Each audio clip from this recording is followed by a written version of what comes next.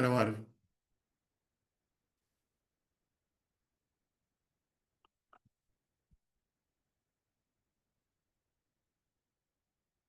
Bueno, hablábamos de todo esto, hablábamos de las buenas prácticas, ¿cierto? Y hablábamos de manejo integral de plagas, y es de lo que vamos a hablar un poquito ahora, ¿no? En esto de. Espera, yo quiero borrar esto, quiero sacar esto, ocultar los controles, bien.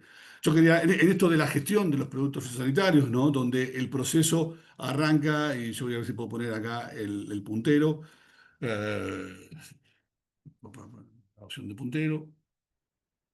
Bien, arranca el tema de la investigación y desarrollo, los procesos de investigación, ya algo comentamos, ¿cierto? El tiempo que tarda de producir su producto, ¿cierto? Viene luego el producto que será en mercado, hablábamos de 160.000 moléculas, una sale al mercado, va, el SENASA las permite, entonces eso se va a planta a desarrollarse y a producirse de forma masiva, ¿sí? Se hace el transporte de los productos y la distribución de los mismos, ¿cierto? Y justamente antes de hacer el uso de los productos, hablamos justamente del tema de integración con un plan de manejo de cultivos, que tiene que ver, mucho que ver, es para qué voy a utilizar el producto, cuándo lo voy a utilizar, cómo lo voy a utilizar, ¿cierto? Y realmente si es necesario utilizar ese producto.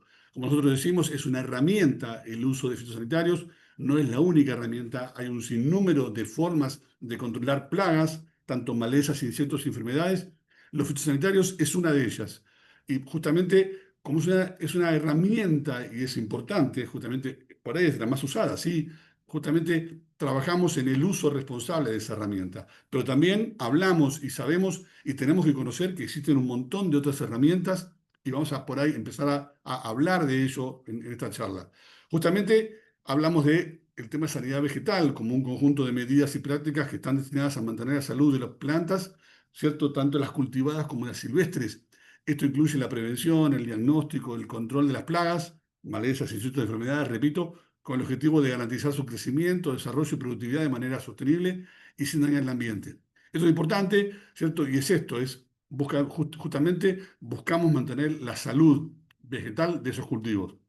Y lo podemos hacer de diferentes maneras, pero para eso yo tengo que usar el conocimiento, ¿no? Y tengo que saber que la plaga es cualquier especie, biotipo, vegetal, animal o agente patógeno que me causa un daño en ese cultivo que estoy produciendo, ¿sí? Y tengo que conocerlo. Entonces, cuando hablamos de las buenas prácticas, el conocimiento que es importantísimo, saber cuál es esa plaga, cuál es ese insecto, la maleza o la enfermedad que me hace el daño al cultivo, en qué momento me lo está haciendo, en qué cantidad para poder tomar yo la estrategia, ¿no? Y acá el conocimiento, repito, es muy importante. Esto involucra la plaga, tanto a plagas animales, a enfermedades y a malezas, ¿sí? En tanto, justamente cuando hablamos de protección vegetal, es justamente diseñar e implementar esas estrategias que van a permitir evitar que esas plagas afecten la sustentabilidad y afecten mi cultivo, ¿no? Entonces, justamente es desarrollar, y yo tengo que tomar decisiones, y tengo que tomar acciones, y tengo que generar un plan de manejo de ese cultivo, ¿sí? Y saber que durante el desarrollo de ese cultivo voy a tener que tomar acciones y tener que monitorear y observar y usar herramientas. ¿Para qué? Para proteger esas plagas. Cuando hablamos de área, hablamos de lote, hablamos de un establecimiento productivo, de una finca, de áreas enocultivadas o de regiones. Ahora vamos de vuelta, como el otro día, vamos a escanear ese código QR y pónganme con algunas palabras para ustedes qué es el manejo integrado de plagas. Hagamos otra vez otro Menti, lo dejo un ratito ahí y juguemos otra vez con el Menti. Escaneen o entre con el número del código del Menti.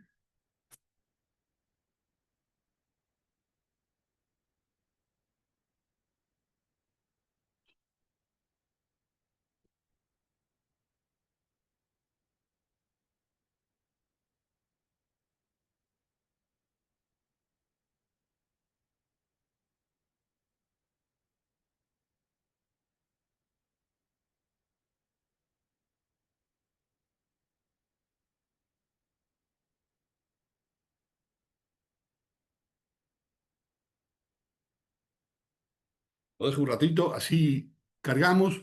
Lo vamos a compartir luego, por ahí en el receso, en el intervalo, junto la información y la compartimos, o si no, la presento como hice hoy en la siguiente clase, o lo comparto en el grupo también, como hice el otro día.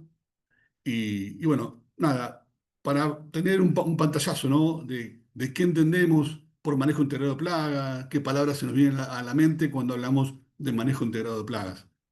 Continuemos. Manejo de plagas, en definitiva, y acá por ahí tenemos algunas palabras que nos pueden llegar a servir, ¿no? Si alguien no las puso, bueno, las puede utilizar, no pasa nada, esto no es un examen. Manejo de plagas, en definitiva, es un enfoque holístico. Cuando hablamos holístico es integral, es global, abarca diferentes herramientas justamente para controlar esas plagas y se busca minimizar ese impacto en los cultivos. ¿Sí? Y esto justamente utilizando diferentes técnicas y estrategias. El objetivo es controlar esas poblaciones de plaga de manera eficiente, económica y sostenible, minimizando el impacto negativo en el ambiente, la salud de las personas y la calidad de los cultivos.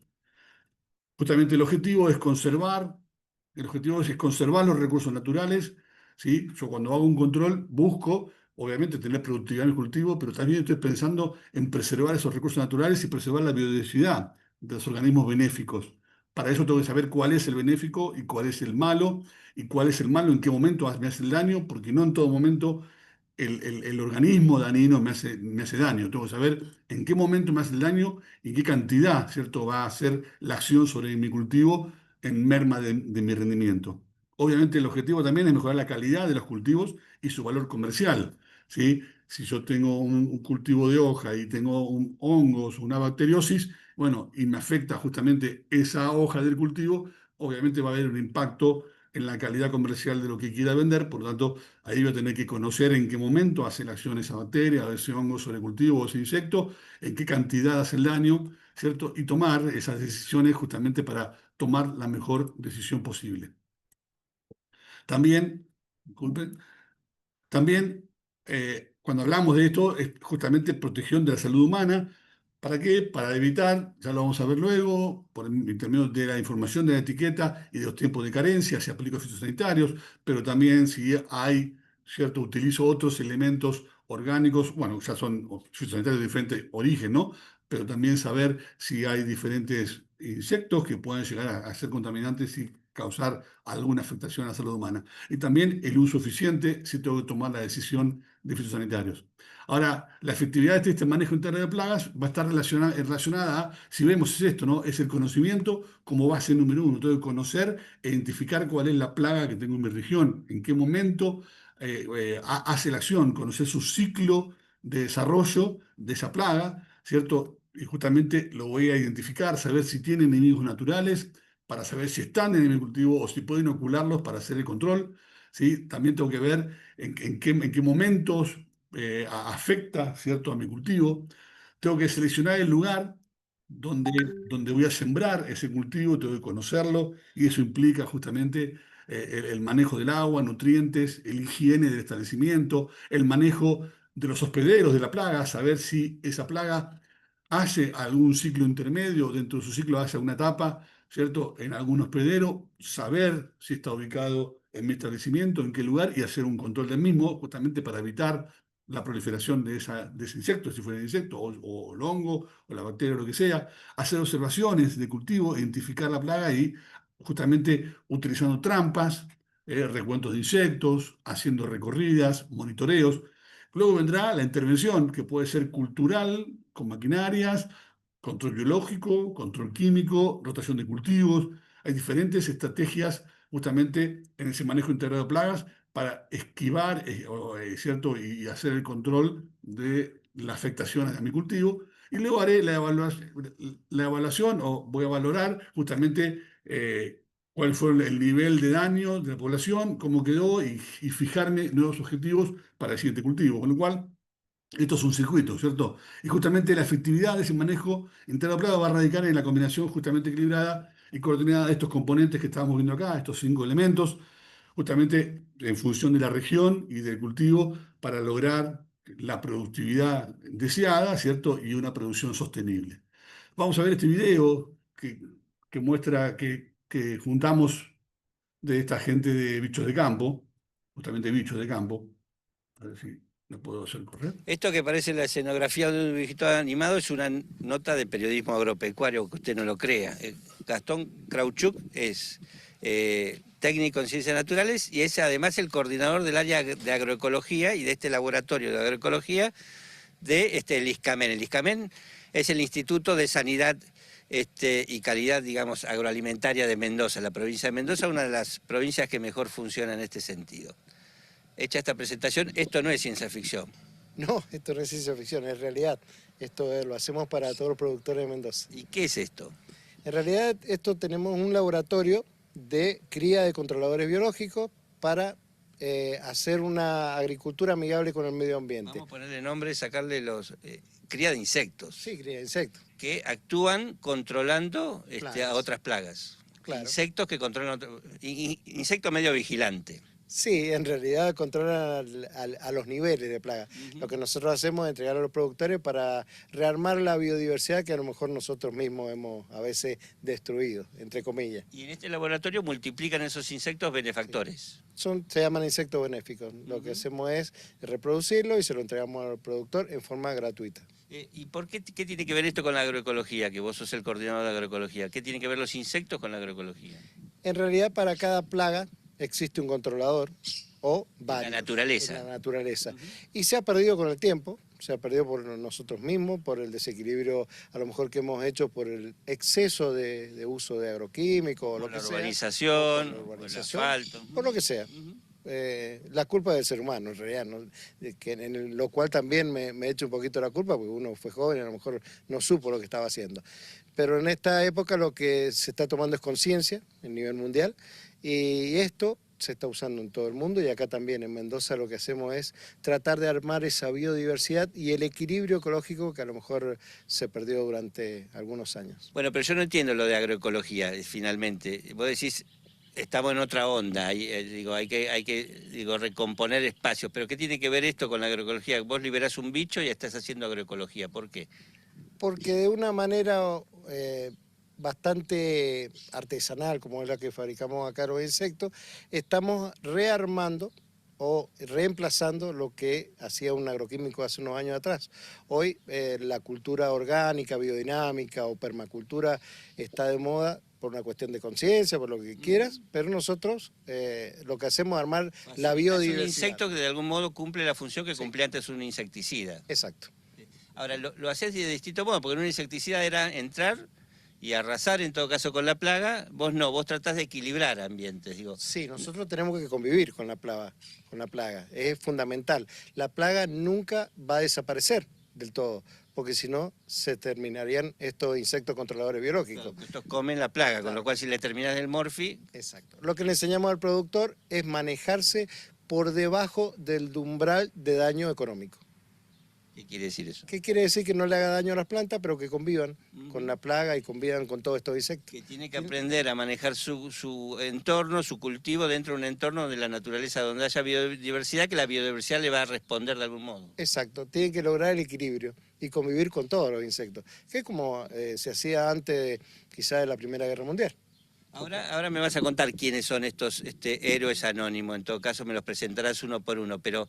Digo, ¿qué es lo que hace el ISCAMEN? Vos me dijiste, en algún momento le entregamos los bichos al productor. No, me imagino que no es que lo llevas una bolsita y le decís hacete cargo. No, en realidad lo que hacemos es un know-how técnico, hacemos toda una serie de capacitaciones con el área de difusión. Nosotros trabajamos con un área de difusión que armamos unas 26 capacitaciones donde está el diseño del huerto, el compostaje, las trampas, cuáles son los insectos, identificarlo, cuál es una plaga, un controlador. Todas esas técnicas se las brindamos al productor y después de que aprendió a hacer todo esto, le damos los insectos para que ya tenga el hábitat donde vivir, porque si no, nosotros se lo damos y no van a tener dónde vivir. A lo mejor hay productores que lo reciben, bueno, lo liberan y no tienen una flor donde comer. Y necesitamos los corredores biológicos, las flores y todo el ecosistema armadito. Entonces es armar un plan de trabajo. Sí. Y recién ahí después le das al superhéroe, llega a la finca, digamos, para hacer su trabajo. Sí, en realidad lo último que llega es el insecto, el superhéroe, el que controla. El productor tiene que saber bien con lo que está trabajando. No es lo mismo que antes. Va a trabajar con unas técnicas diferentes. Pregunta tonta que te voy a hacer, pero ¿a vos cuándo te picó el bichito de los bichos? Y hace 30 años atrás, cuando entré en el ISCAMEN. En realidad hace 15 que estamos con la cría de controladores. Un día me dijeron el futuro de los parasitoides, y a mí se me metió esa idea en la cabeza. Futuros de los parasitoides. Yo no sabía qué era lo que era un parasitoide, trabajaba con la mosca del Mediterráneo. pero no sabía lo que era un parasitoide. Entonces nos metimos en ese tema y existe un mundo que se llama control biológico. El control biológico son todos estos insectos. Es un mundo inmenso. Acá hacen apenas un puñado de un montón de posibilidades. Y en realidad en el mundo conocemos el 1% de los insectos que existe, así que esto es algo muy chiquitito, pero colaboramos con el medio ambiente. Bueno, acá estamos con los dos primeros héroes, héroes anónimos.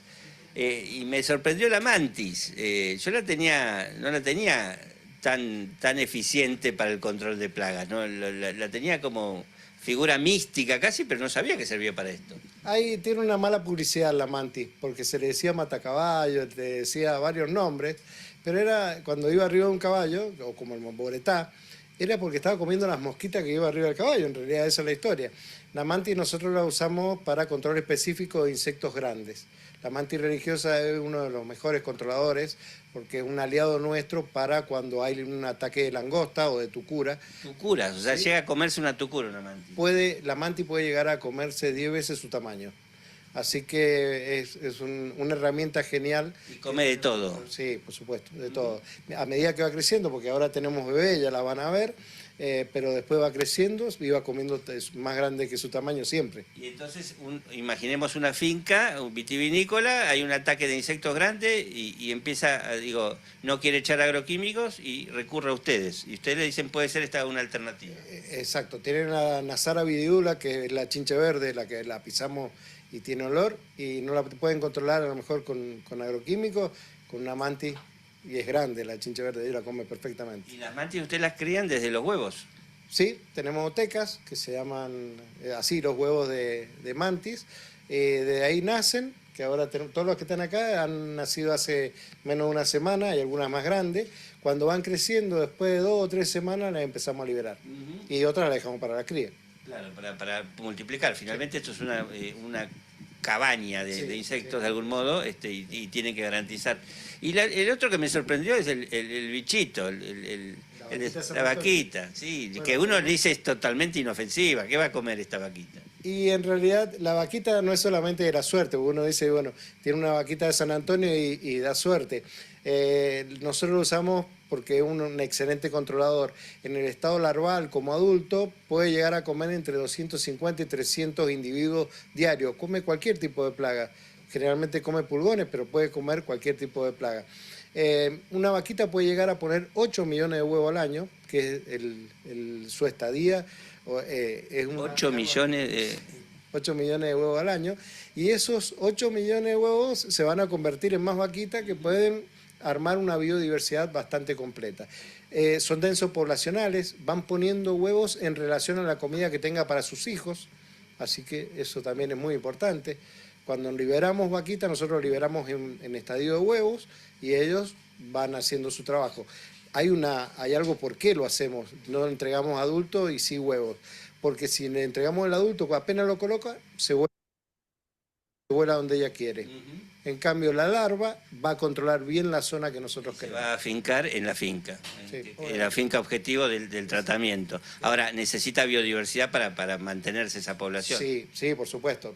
Necesita obviamente de la plaga, pero también necesita de polen, porque necesita en una etapa de su vida no solamente comer el polen, sino comer sacarosa que le da la fuerza. Me surgió una duda existencial. Con un agroquímico vos haces una aplicación y capaz que a los 6 meses tenés que hacer una nueva aplicación. Estos tratamientos, en realidad, si vos tenés una buena biodiversidad, es una vez y que el bicho quede ahí y que se estabilice el ambiente. Sí, por eso nosotros también enseñamos a hacer reservorios. La parte hibernal, en invierno, a veces pasan en invierno escondidas. Nosotros enseñamos a hacer el hotel de insectos, que eso está en todas las plazas de Mendoza. Hoy en la capital hay hoteles de insectos donde por lluvia, por clima, por lo que sea, se resguardan y después siguen el ciclo. Y aparecen cuando se las necesita y cuando les da hambre. Exacto. Me dijiste que a vos el bichito de los bichos, picó cuando escuchaste hablar de los parasitoides. Sí. ¿Me explicás el concepto? Me imagino algo espantoso. No, los parasitoides son himenópteros que lo que hacen, a diferencia de un parásito, eliminar a los hospederos. Solamente necesita la primera etapa de la vida que come, que esté vivo después ya lo termina eliminando. Hay una película muy famosa, Parásito es el que vive de otro. Digo, Sí. este es el concepto básico de parásito. Parasitoide cambian algo, es que echa al otro. Sí, termina eliminando a los hospederos. Ujú. Esa es la diferencia. El parásito nunca lo elimina a los hospederos porque si no moriría. En el caso del parasitoide lo que hace es poner un huevo dentro o fuera de la plaga. Hay endoparasitoides y ectoparasitoides. En este caso es un endoparasitoide. Pero para entender el concepto es un bichito que pone un huevo dentro de la larva de otro bichito que es dañino. El benéfico, Exacto. indicado. Puede ser larva, puede ser pupa, puede ser adulto. En cualquier estadio puede poner, según el parasitoide, pero puede poner en los diferentes estadios, la función es la misma, es comer la primer parte viva, al principio, después ya no, termina eliminándolo y desde él, desde el hospedero, sale un nuevo adulto. Y en este caso, en este cuarto, ¿qué están criando, digamos? ¿Qué parasitoide y por qué es tan importante? Este parasitoide, tenemos varios parasitoides, pero justo en este se llama Diasquimamorpha longicaudata. ¿Cómo? Diasquimamorpha longicaudata, esto sé que No es tiene apodo, ¿no? No, este no tiene apodo. Lo que hace es controlar a la mosca del Mediterráneo. Pone el huevo en la larva. Es un insecto realmente muy interesante porque lo que hace es rastrear la fruta cuando nosotros lo liberamos por química, siente el olor de la fruta, y por vibración encuentra a la larva adentro de la fruta y atraviesa la cáscara y le pone un huevo dentro de la larva. La larva de la mosca del Mediterráneo sale y empupa, alcanza a empupar y se come por dentro todo lo que tiene la pupa y nace él. Es bastante interesante. Es bastante guacho el tipo, Sí, porque sí. es una avispita, me dijiste. Es una avispa, ¿eh? Tiene que tener aguijón para picar a la larva. Sí, tiene un aguijón doble. Ujú. Uno le inyecta una toxina que deja de vibrar a la larva y le pone el huevo. O sea, se aprovecha de la caza de la larva de la plaga que hacía daño a la fruta. Además, es una de las peores plagas, digamos, porque Sí. daña la fruta de todas las producciones de Mendoza, Río Negro. De todo. Este es parasitoide no solamente de Ceratitis capitata, que es la mosca del Mediterráneo, sino de Anastrefa ludens, que es otra mosca también de los frutos. Ujú. Y es una técnica entonces para ir controlando las poblaciones de mosca a los frutos. De algún modo vos Sí. cortás el ciclo de... Exacto. Digo, ¿y cómo se libera? ¿Vas y lo tirás en una plaza? Hay dos formas. Nosotros hoy también estamos liberando en plazas, en zonas urbanas, que estos tachos que están acá los abrimos y vuelan solos. Y la otra forma, que es la que está usando el resto del mundo y nosotros vamos a implementar ahora, es con drones. Se congela, se coloca en un dron y se libera por arriba de las casas donde hay frutales. Vos vas viendo los patios, ahí hay un frutal y Hoy existe algo que se llama Google Maps. Entonces por Google Maps sabemos dónde están todos los frutales y ahí es donde se libera. y la intención es que ese frutal, que capaz que no tiene un tratamiento más profesional contra la plaga, tenga este tratamiento que vos, sin que se dé cuenta, capaz que el dueño de la casa ni se dio cuenta. No le hace falta que se dé cuenta, el insecto ya está haciendo un control. Hay muchos edificios acá en Mendoza, en todo el mundo, que tienen en el centro frutales y a veces nadie los cuida o los controla. Y esos son los que nosotros tenemos que controlar para que no se reproduzca la plaga en invierno. Claro, porque capaz que en el campo sí hay un productor consciente de la plaga y en la ciudad nadie le da pelota. En la ciudad, claro, nadie le presta atención, entonces este parasitoide es el trabajo que tiene que hacer el ser humano sin que se lo diga. Y bueno, me aseguras que este parasitoide no se va a terminar quedando con el edificio. No lo sé, dicen que el futuro es de los parasitoides, no lo sé.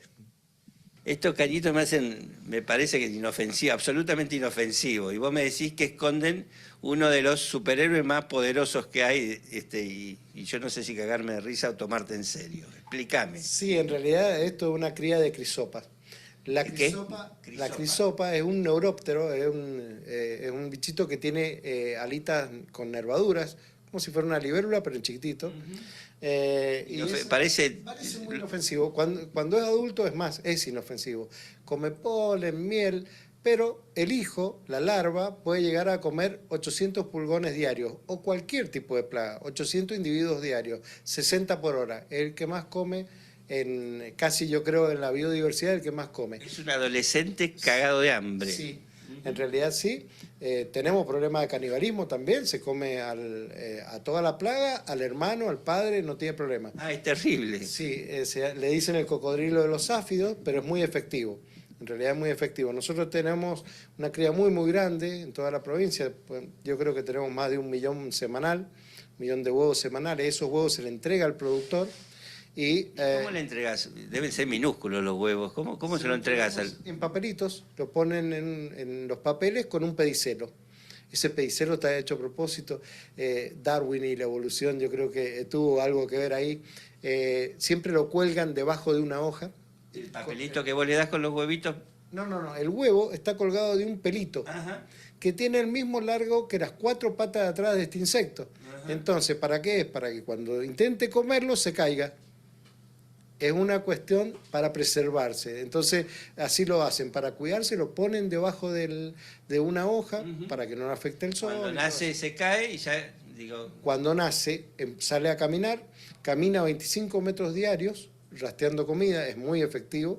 Y aparte, bueno, puede comer toda esa cantidad durante más o menos unos 17 días, que es el estado larval. Eso te iba a preguntar, ¿cuánto le dura esa precocidad? ¿17 días? 17 días. Después, en pupa, hace una crisálida y de ahí sale el adulto. Y vuelve, ellos, los mismos adultos, vuelven a poner huevos donde está la plaga, que es mucho más efectivo que el trabajo que inclusive que hacemos nosotros de colgar los papelitos con tantos huevos. Cada papel que le entregamos al productor debe tener unos 1.000, 1.200 huevos y se liberan unos 10.000 o 20.000 por hectárea según la densidad de plaga. Y ahí hacen, me imagino, un análisis, luce temible, digamos. Obviamente es muy eficiente en el control de un montón de plagas en una finca. Hacen un análisis previo, ustedes van a detectar qué plagas son objetivos, digamos, porque mete miedo, digamos. No, en este no hay problema porque este es generalista, este come cualquier tipo de plaga, pero en todos los casos sí se hace un monitoreo de qué tipo de plaga tiene y la densidad de plaga que tiene, porque si no, no tenemos un norte, no sabemos cuánto vamos a liberar ni para qué. Ya me dijiste que igual hacen un trabajo de inteligencia previa con cada productor, cuál es tu problema, vamos a sentarnos juntos, vamos a pensarlo. Digo, y después la distribución, el productor, digamos, viene, les compra a ustedes por su trabajo, ceden, ¿cómo es la relación? No, esto el gobierno se lo da totalmente gratis, tenemos extensionistas que van y le enseñan, a veces tengo la suerte de ir, se me hace difícil por el cargo nada más, pero me encantaría ir por las fincas. Yo arranqué así, obviamente, arranqué con el barro hasta las rodillas, así la historia, y es lo más lindo que hay estar en la finca, pero tenemos un grupo de extensionistas capacitados que ellos mismos lo van acompañando al productor todo el tiempo. Esto no es todo gratuito, se lo damos los productores y también el acompañamiento y el asesoramiento.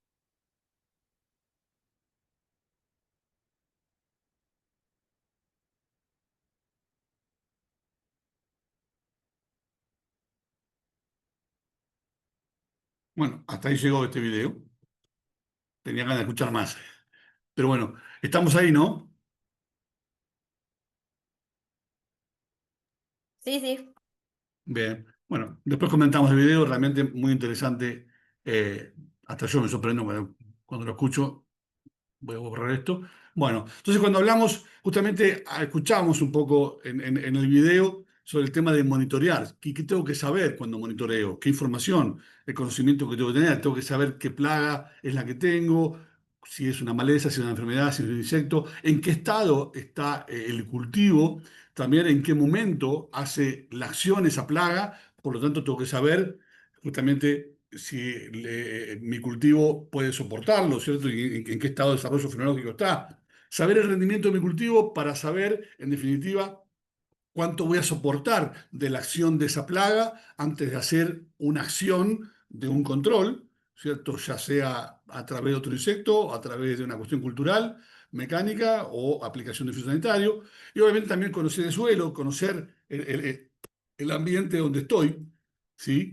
Y ahora, ¿qué es el monitoreo? A mí me gusta la definición esta de Beto Peralta. Beto Peralta es un fitopatólogo, es un colega de Córdoba, de la Facultad de Agronomía de Córdoba, y que se dedica a esto, monitoreo, tiene mucha experiencia, y él dice que es el relevamiento y el registro de información pertinente. Cuando da la marca pertinente, y es justamente es juntar información en todo momento, utilizando toda la información disponible, desde el momento que coseché un cultivo, ¿sí?, al momento en que lo siembro. Y él siempre dice que las personas que tienen la información son las personas que recorren todo el lote. Cuando uno monitorea, uno hace una observación por diferentes sectores, ¿no?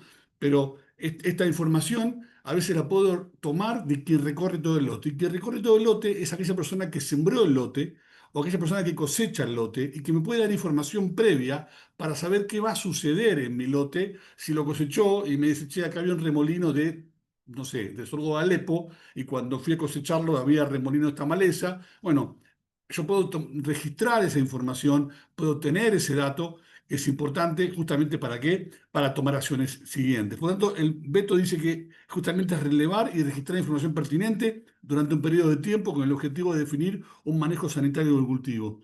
Y esa información, como decía, la puedo obtener de diferentes maneras. Para eso, obviamente, tengo que recorrer, tengo que monitorear, tengo que observar, tengo que tomar información, ¿cierto?, de diferentes maneras. Entonces, esa información la voy a tomar monitoreando, recorriendo. Acá estamos con un paño, están observando, estos dos colegas están observando y haciendo un recuento, ¿cierto?, de cantidad de insectos, me imagino, que están juntando por metro lineal y están identificándolos. Tienen que saber cuál es el insecto, en qué estado está, qué daño hace ese insecto, en qué momento está, el ciclo de cultivo, ¿cierto? Por lo tanto, hay un montón de información. ¿Sí? Ahí están también tomando información. Luego, esto es a lo largo del tiempo, siguiendo y tomando esa información y recorriendo los diferentes estados del cultivo. Por lo tanto, el monitoreo es algo programado, no es recorrer en la camioneta con mate en mano, música en la chata y recorrerla, bajar la ventanilla y mirar de adentro todo bien. No, es bajarse del vehículo, es tener una idea, una observación previa de la topografía del terreno, de ver cuántas muestras o cuántas paradas voy a hacer en ese lote para tomar información, ¿cierto? Y hacer ese recuento y ver cómo está evolucionando la plaga, ¿sí?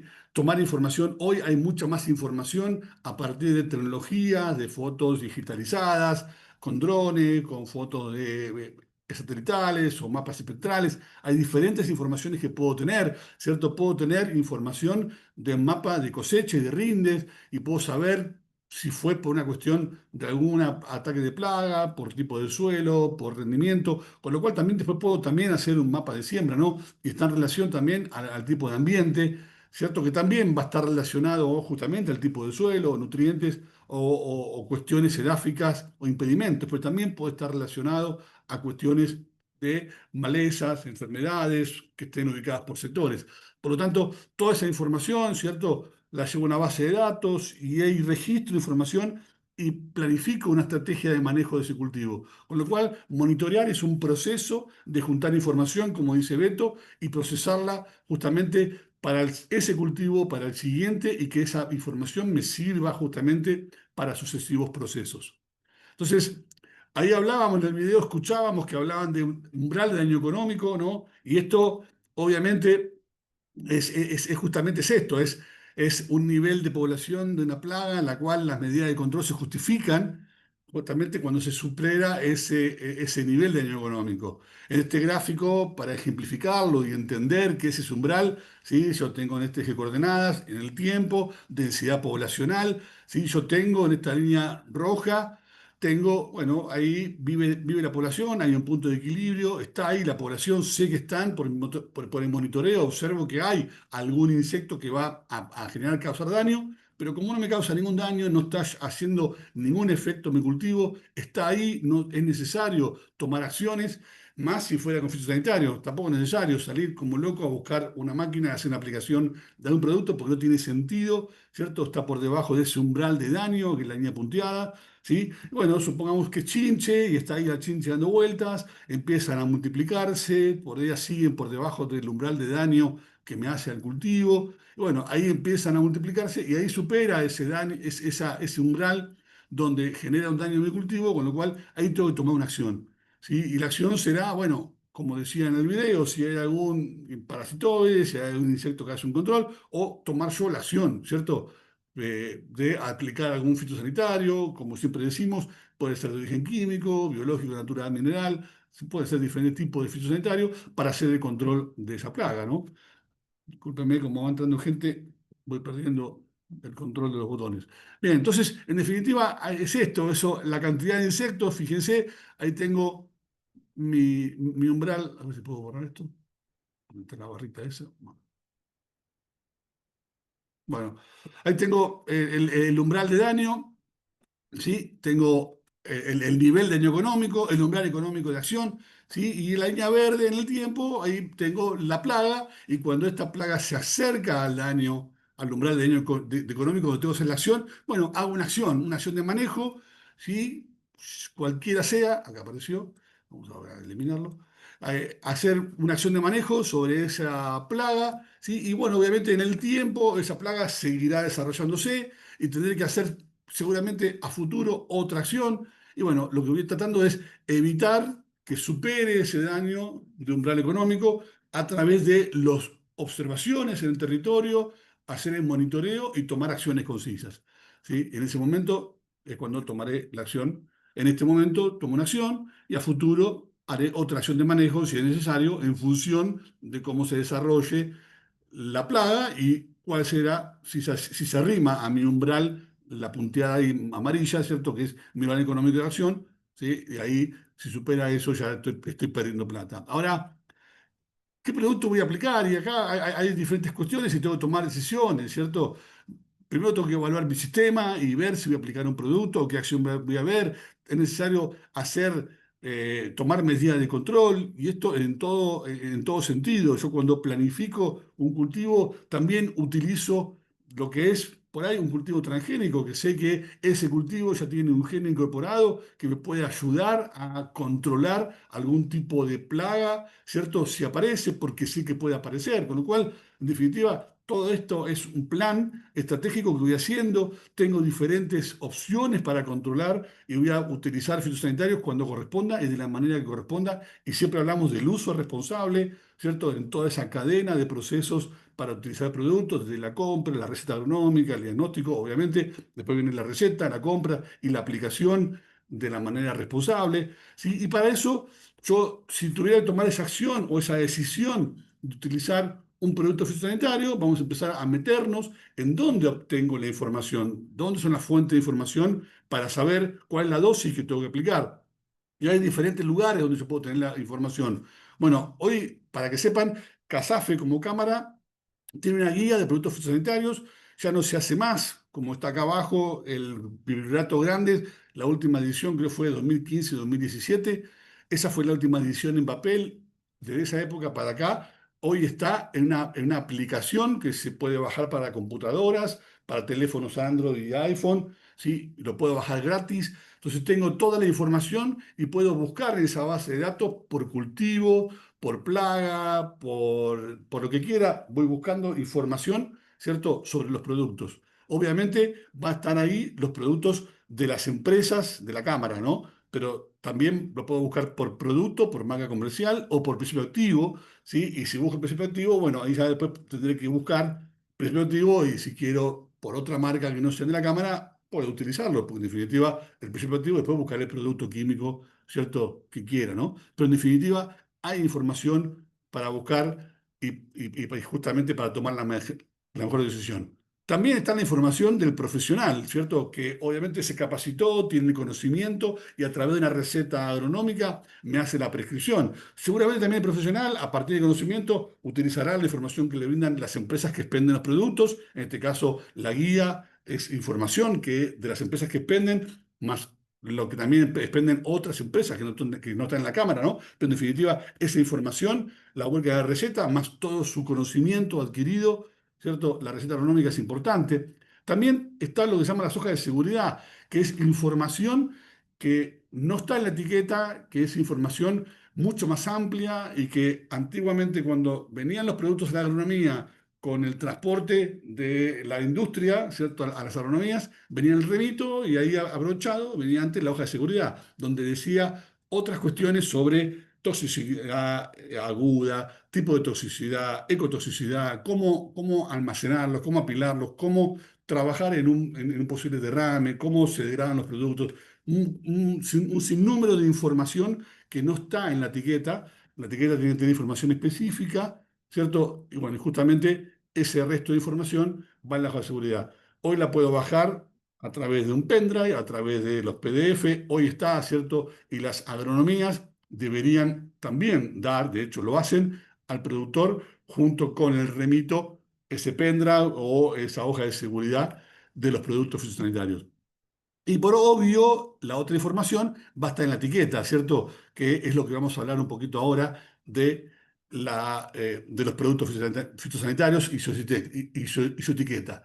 Cuando hablamos de etiqueta, sí, bueno, primero decirles que Casafe no vende productos, por lo tanto, la etiqueta esta es de fantasía, ¿no? No existe un producto en el mercado que se llame Casafe, no pregonamos marcas de productos, sino pregonamos procesos, con lo cual esa etiqueta, sí, es de fantasía.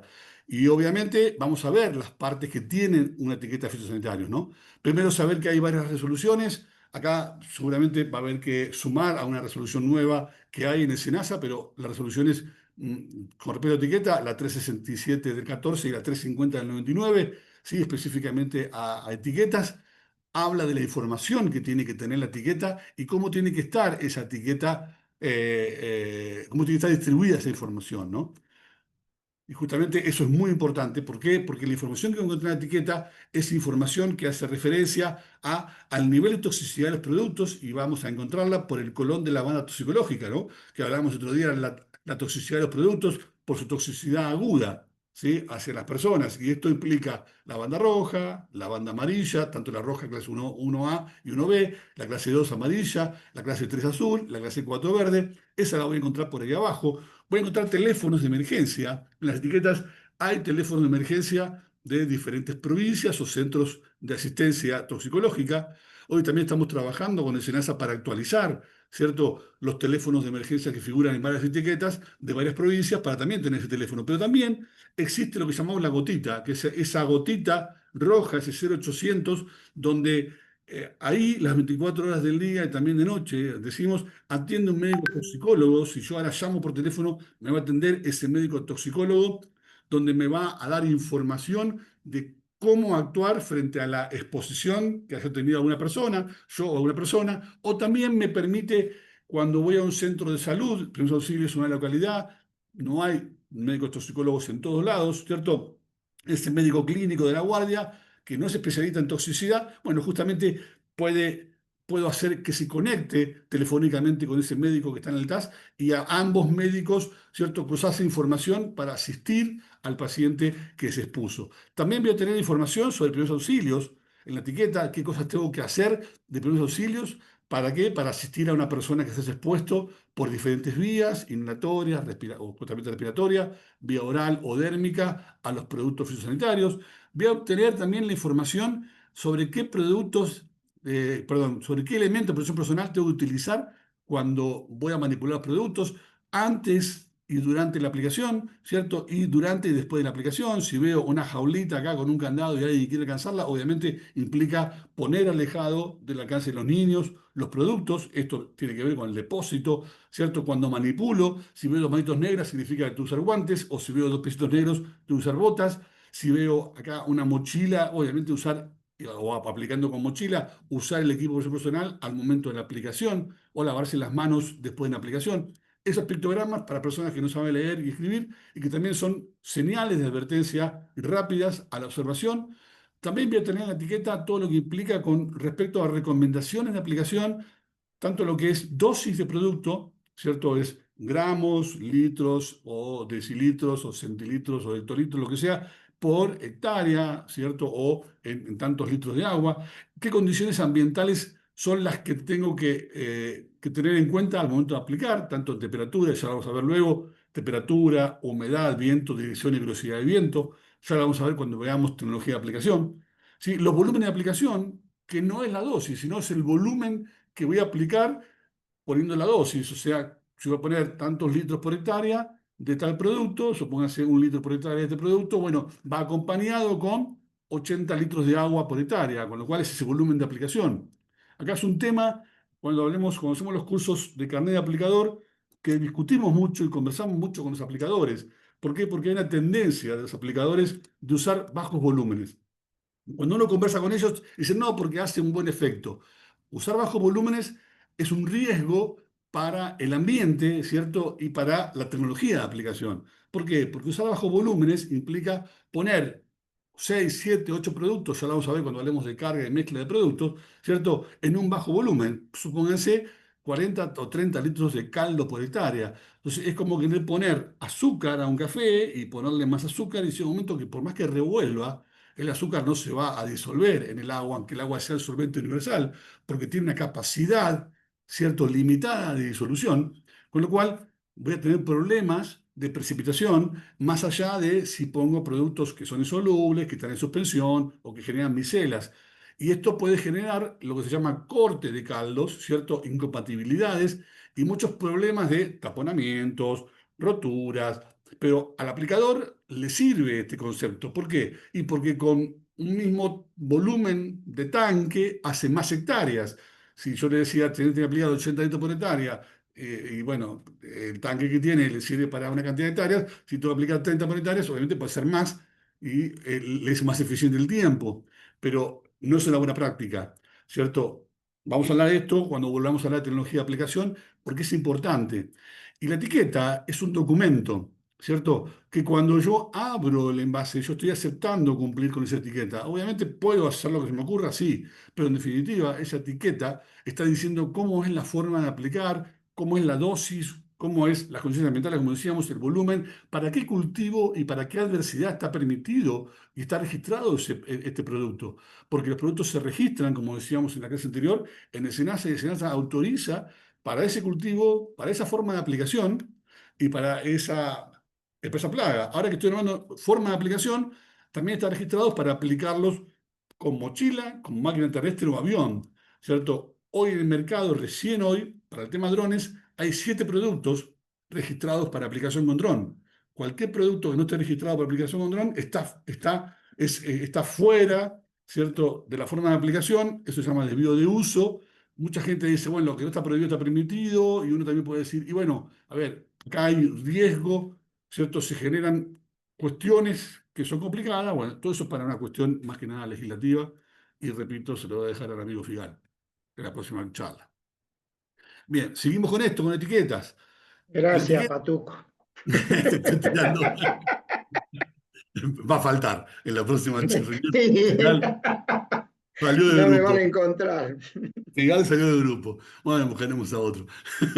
En la etiqueta encontramos varias informaciones, ¿no? Y acá tenemos, donde vemos el nombre de fantasía. Acá le pusimos Casa FB, pero el nombre de fantasía es el nombre comercial. ¿Sí? Vamos a encontrar si es qué tipo de formulación es. Por arriba vamos a encontrar si es un herbicida, si controla hierbas, insecticida, fungicida, acaricida, moluscicida, lo que sea. El grupo, por modo de acción, este dato es importantísimo, ¿cierto? ¿Por qué? Porque el grupo por modo de acción me permite saber cuál es el modo de acción de este producto. No tengo que saberme toda la tabla de clasificación química de los modos de acción y toda la formulería y los nombres, sabiendo que este producto es al grupo 3 por modo de acción.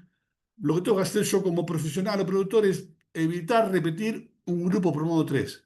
O sea, la siguiente vez que utilice, buscaré la manera de evitar utilizar un herbicida grupo 3.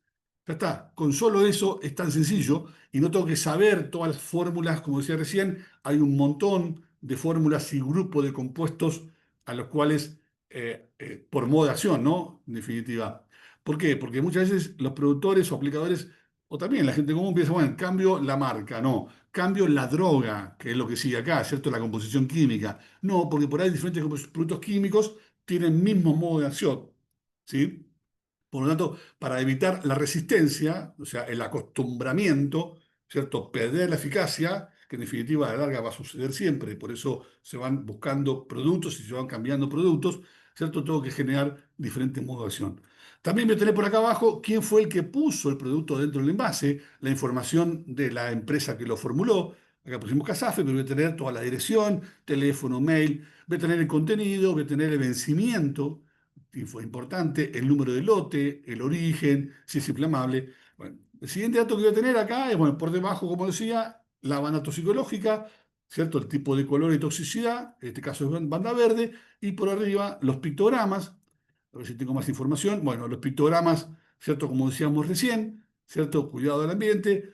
Lo importante es esto, la clasificación, y repetimos, banda roja, banda amarilla, azul y verde. Banda roja, productos para aplicación en el campo no hay, existen algunos solamente para lo que son granos almacenados. Hoy en el mercado hay banda verde, azul y amarillo, en mayor o menor medida, ya lo vimos cómo fue la evolución, ¿sí? El otro dato que voy a tener, decíamos, es esto que es en definitiva el tipo de elemento personal que tengo que usar antes, durante y después.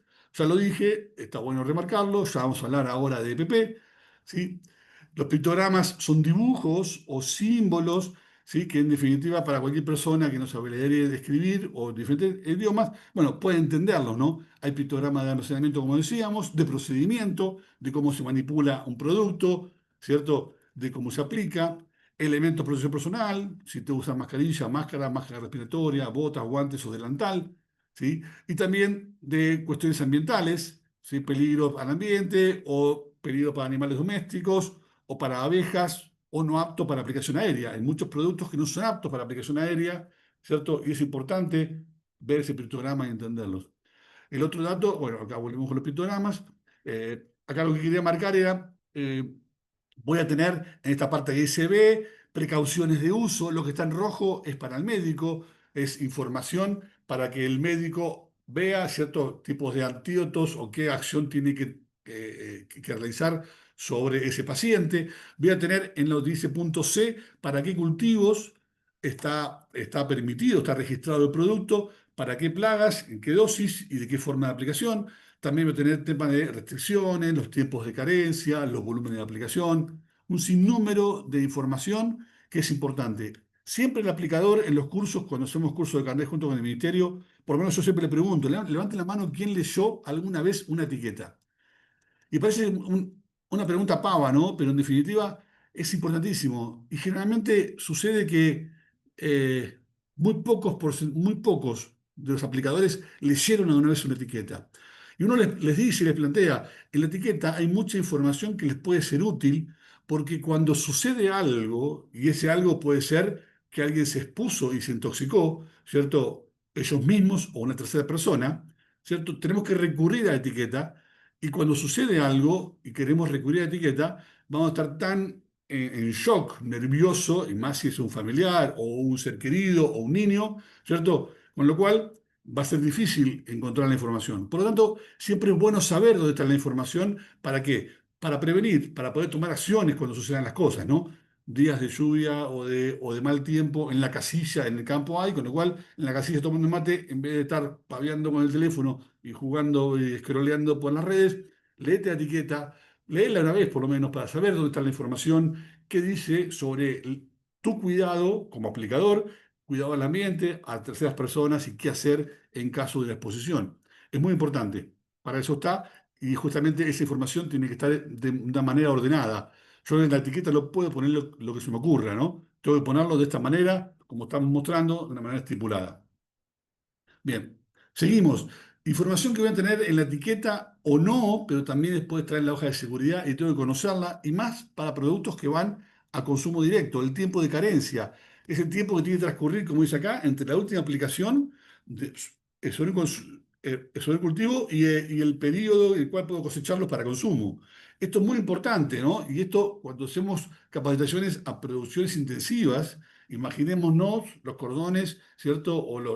Sí, justamente los cordones hortícolas de las grandes ciudades, ¿no? Donde antiguamente eran españoles, italianos, hoy hay otras poblaciones, pero a veces el nivel de conocimiento o de lectoescritura es bajo, con lo cual es importante darle la información, ¿sí? De cuál es el tiempo de carencia, porque muchas veces aplican un producto y al día siguiente subieron al mercado y salen, cosechan, no sé, producto de hoja y salieron y lo mandaron al mercado. Con lo cual hay que saberlo. En una capacitación para productores intensivos, un aplicador me dijo, Patuco, yo consumo de la mía, ni loco consumo de la del vecino, hablando de productos hortícolas, ¿no? En este caso, yo consumo lechuga o tomate de la mía, ni loco consumo del vecino, porque sé cómo lo manejo. Con lo cual hay un conocimiento en cierta medida de que a veces se hacen malas cosas, malas prácticas, a lo cual exponemos a todos a toda la comunidad y también a nosotros mismos, ¿no? En esto también a veces tenemos, bueno, comprar al lado de la ruta, no voy a tirar abajo mercados locales y regionales, pero en definitiva pensamos que comprar al lado de la ruta es el mejor negocio, o comprar en la misma finca o en la misma huerta es el mejor negocio, o es una, o no sé si es el mejor negocio, por ahí es el mejor negocio, pero bueno, es una buena posibilidad, con lo cual también nos estamos exponiendo. ¿Por qué? Porque los controles son en los mercados concentradores, ¿no? Y acá ahora que estoy contando esto, se me ocurre la época de los salames o el chorizo seco, ¿sí? Que ya medio pasó, pero en definitiva todavía se sigue vendiendo, entonces ahí vas y la triquinosis. Bueno, lo mismo sucede con productos en los cuales no hay un control, ¿cierto? Que obviamente lo hace SENASA, lo hace de manera azarosa, pero en los lugares de concentración hay un control justamente de la calidad de esos alimentos. Pero ¿qué son los residuos? Porque también es importante saber esto, ¿no? El residuo es el producto que queda en la parte comestible, ¿sí? Y en este caso sea una aplicación de un producto fitosanitario, orgánico, mineral, natural, biológico o químico, ¿cierto? Eso es lo que puede quedar sobre ese alimento que después va al mercado y se consume.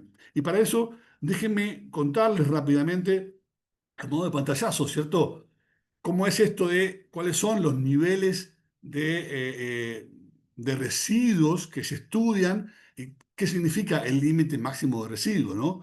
Para eso existe lo que se llama el NOAEL, que en inglés es No Observable Adverse Effect Level, que es la dosis máxima de una sustancia que no causa un efecto adverso o observable, ¿cierto?, en animales de experimentación durante un periodo de duración del estudio.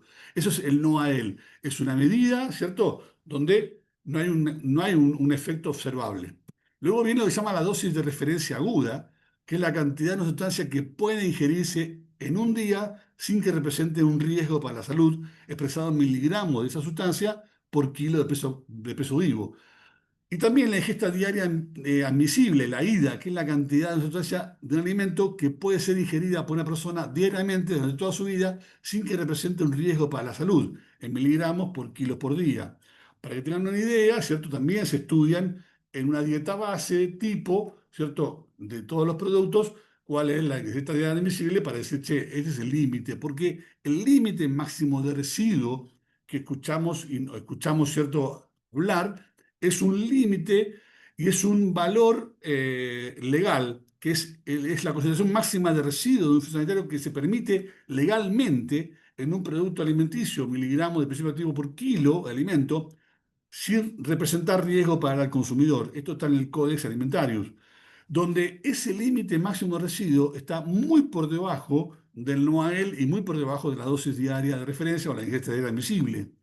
Si el no a él es 100, para tener una idea, 10 veces por debajo está la dosis de referencia y 10 veces por debajo está el límite máximo de residuo. Con lo cual, cuando un producto supera el límite máximo de residuo, que es legal, obviamente está en infracción, pero no significa que genere un riesgo para la salud. No estoy diciendo con esto que, a ver, podemos consumir productos que estén por arriba del límite máximo de residuo. No. Lo que estoy diciendo es saber cuáles son los rangos de seguridad, los límites de seguridad que tienen, ¿cierto?, estos parámetros cuando, en definitiva, se exige y se controla. Obviamente hay que hacer un control para saber cuál es el límite máximo de residuo y para saber que no supero ese límite máximo de residuo. Por lo tanto, lo que tengo que hacer es respetar la información que dice la etiqueta, donde me va a indicar el tiempo de carencia, que lo nombramos hoy, que es el tiempo que tiene que transcurrir de la última aplicación al momento que yo lo puedo cosechar para consumo.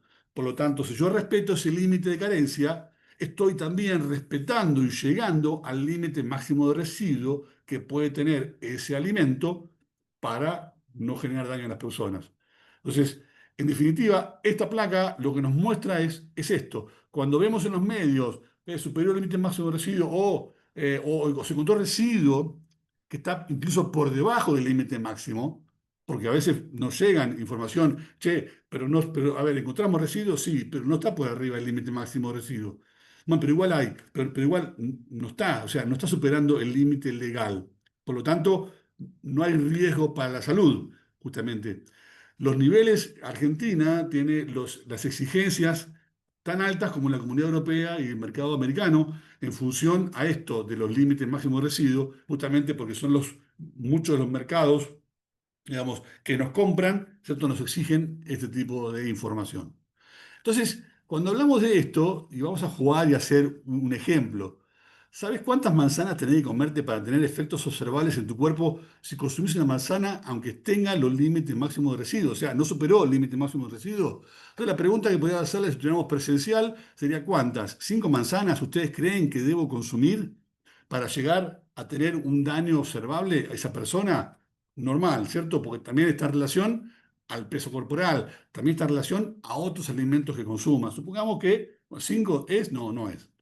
50 manzanas debería comer esa persona para estar en riesgo de su... No, tampoco. Esa persona debería consumir por día 850 manzanas para recién tener efectos observables cuando justamente consumió, ¿cierto? Esa manzana que tiene residuos por debajo del límite máximo de residuos. No sé si me explico. Es un ejemplo, sí, podría decir, che, es pavo, pero esto es para visualizar que en definitiva ese límite máximo residuo es un valor que me permite dar seguridad alimentaria y es estipulado no desde la ciencia, sino de lo legal. ¿Tá? El otro punto importante que a veces está en la etiqueta de los ojos de seguridad es el tiempo de reingreso, que es el tiempo que tiene que transcurrir del momento que apliqué al poder reingresar al lote, al invernáculo, a la finca, o también cuando aplicamos algún producto para el reingreso de animales para pastoreo, ¿cierto? En pastoreo, ¿sí? En una pastura, en un verdeo, hay un tiempo de reingreso, ¿cierto? Es esto, es ese tiempo que tiene que transcurrir del momento que apliqué al poder ingresarlo. ¿Es importante esto? Sí, es muy importante. Lo vemos también a veces, o hay casos en producciones intensivas donde se aplicó en un invernáculo, ¿cierto? E ingresó alguna persona al invernáculo, ¡pum!, cayó intoxicada, mareada o con un mal estado.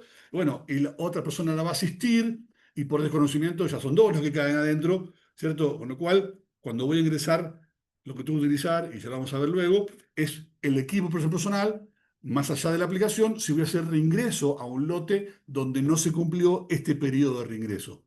También es importante en lotes de cultivo extensivo, porque dice ja el ejemplo de un cultivo intensivo, en un invernáculo. Pero déjenme contarles una experiencia o alguna experiencia contada en algún curso de algún colega, ingeniero agrónomo, entró atrás de la aplicación de un producto en un cultivo, lo recorrió de punta a punta, lo monitoreó después de la aplicación, no sé para qué, porque ya había tomado la decisión de aplicar. ¿Para qué voy a ver? ¿Para qué voy a entrar de vuelta? ¿Para ver cómo se caen los pulgones y los gusanos?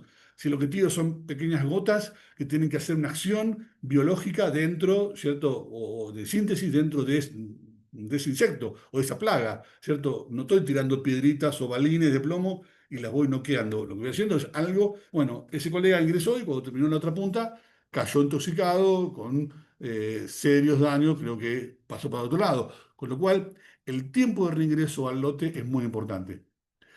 Obviamente también hablamos de exigir el producto fitosanitario y la información es esencial, ¿cierto? Y trabajamos sobre productos originales. Tiene que tener un producto la etiqueta, y es tan importante esto. Parece una pavada, pero es muy importante. ¿Por qué? Porque la etiqueta me indica y cómo esté la etiqueta y ciertos rasgos en el envase me van a indicar si el producto es apócrifo, es falsificado, ¿cierto? O es original. Y muchas veces sucede esto, ¿no? Y yo recuerdo en mi época en la cual yo también vendía por ahí insumos y por ahí la etiqueta era de mala calidad y se salía o la llevaba a la camioneta y se me volaba, ¿cierto? Cuando la llevaba de la agronomía a un campo y sucedía que perdía las etiquetas y terminaba yo atándolas. Eso está mal, en definitiva. ¿Por qué está mal?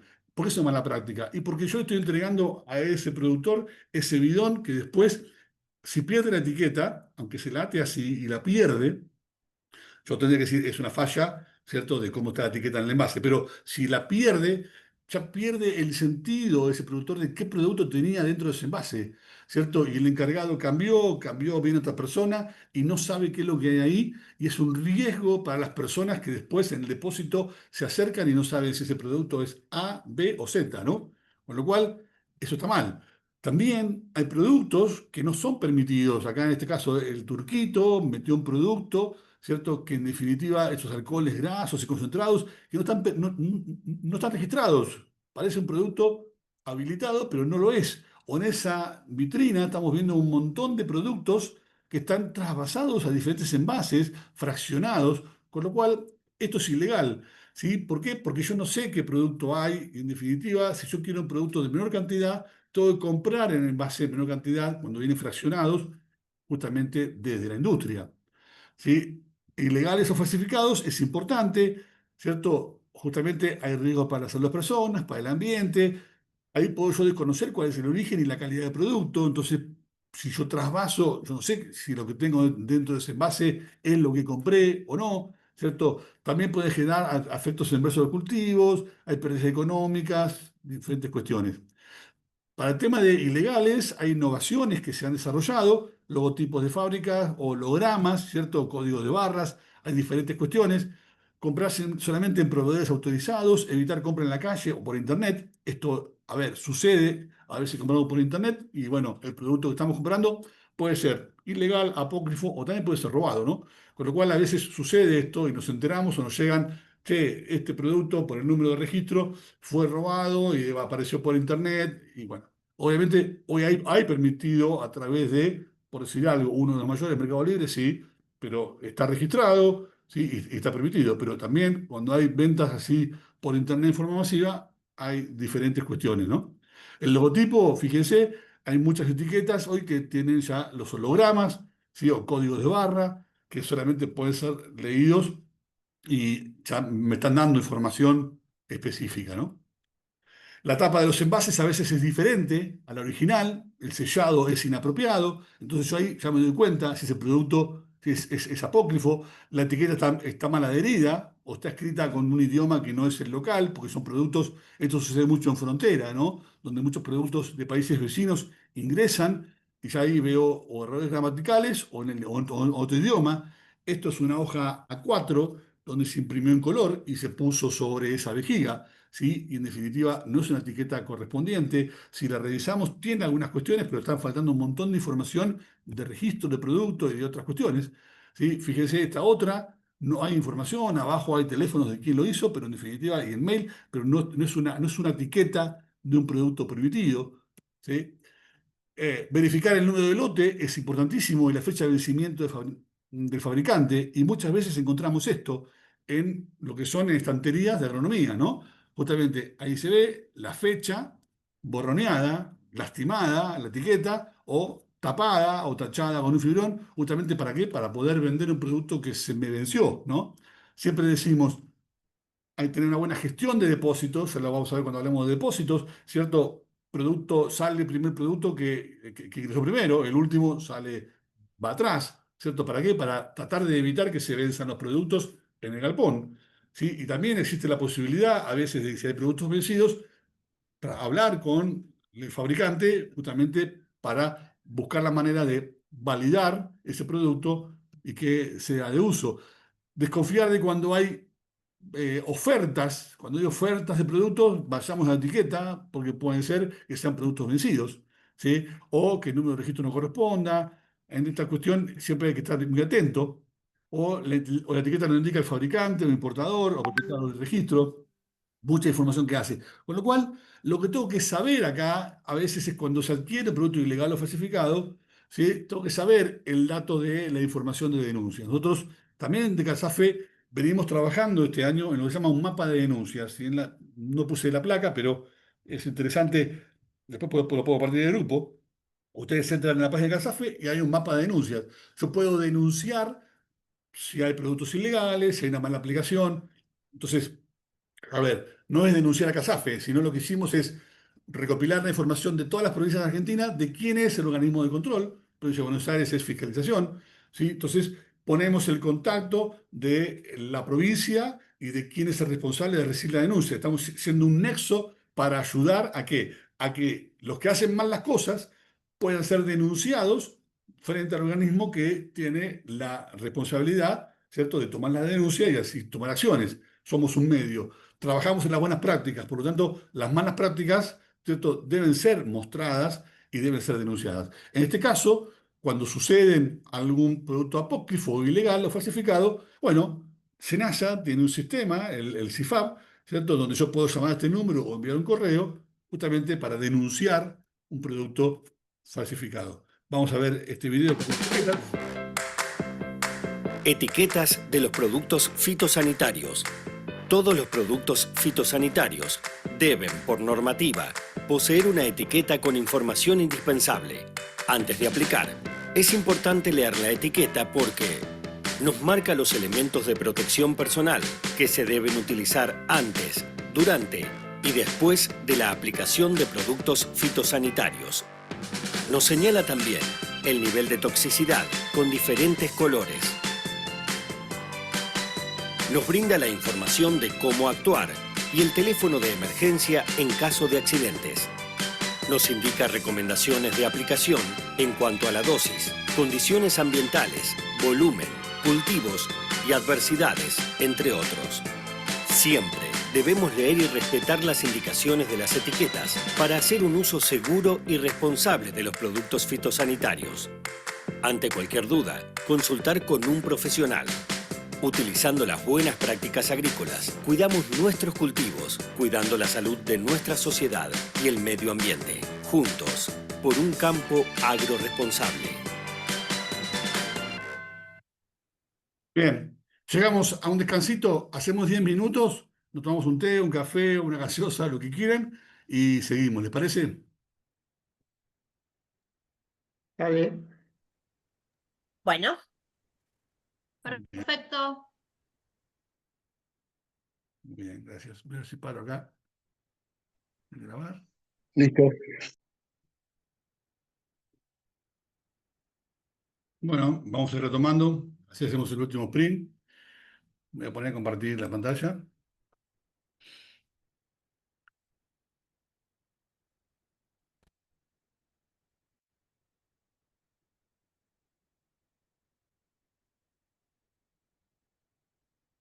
Bueno, nos queda un poquito el tema de, vamos a hablar un poquito rápidamente de PP, exposición y comunicación de riesgo. Esta ecuación ya la hemos visto más de una vez y la vamos a ver durante todo el curso, donde hablamos que riesgo químico, probabilidad de una sustancia química produzca daño en condiciones específicas de uso y manejo. Y decimos que riesgo es peligro por exposición. El otro día hablamos del peligro, cierta toxicidad de los productos, hablamos de Paracelso, hablamos de justamente las datos psicológicas. Vamos a hablar ahora de la exposición, ¿cierto? Que es otro factor de la ecuación que tiene mucho que ver con el riesgo.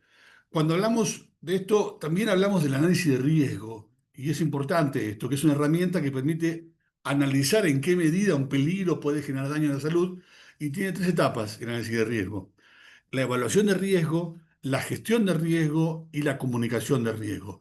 Estos tres puntos son importantes, ¿no? Para evaluar justamente.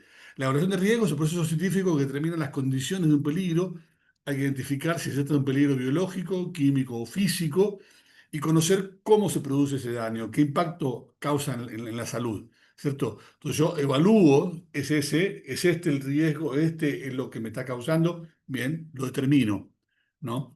Luego viene la gestión, que son acciones a tomar para que la exposición al peligro no genere inconvenientes. Por ejemplo, che, estoy en un auto, yo sé que puedo tener un accidente si choco. Bueno, hay otras cuestiones que puedo también tener en cuenta para no chocar, pero si sucede ese choque, bueno, puedo tomar acciones como utilizar, por ejemplo, correctamente el cinturón de seguridad.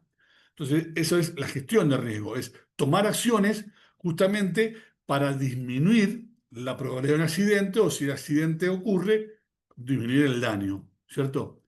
Y después viene lo que es la comunicación. Una vez que se analizó todo lo anterior, comunicarlo es publicar, dar información sobre los riesgos y la forma de disminuir. O sea, tengo esta probabilidad de que suceda algo, bueno, puedo disminuirlo de esta manera. O sea, puedo tener un accidente con un choque de un auto, puedo disminuirlo usando bien el cinturón de seguridad, gestionando ese riesgo. Pero después también puedo publicitarlo, haciendo campaña de publicidad, usar el cinturón de seguridad, pasa esto, mostramos imágenes de personas que vuelan por el aire o lo que sea, ¿cierto? O de chiquitos que le enseñan al abuelo de cómo usar el cinturón.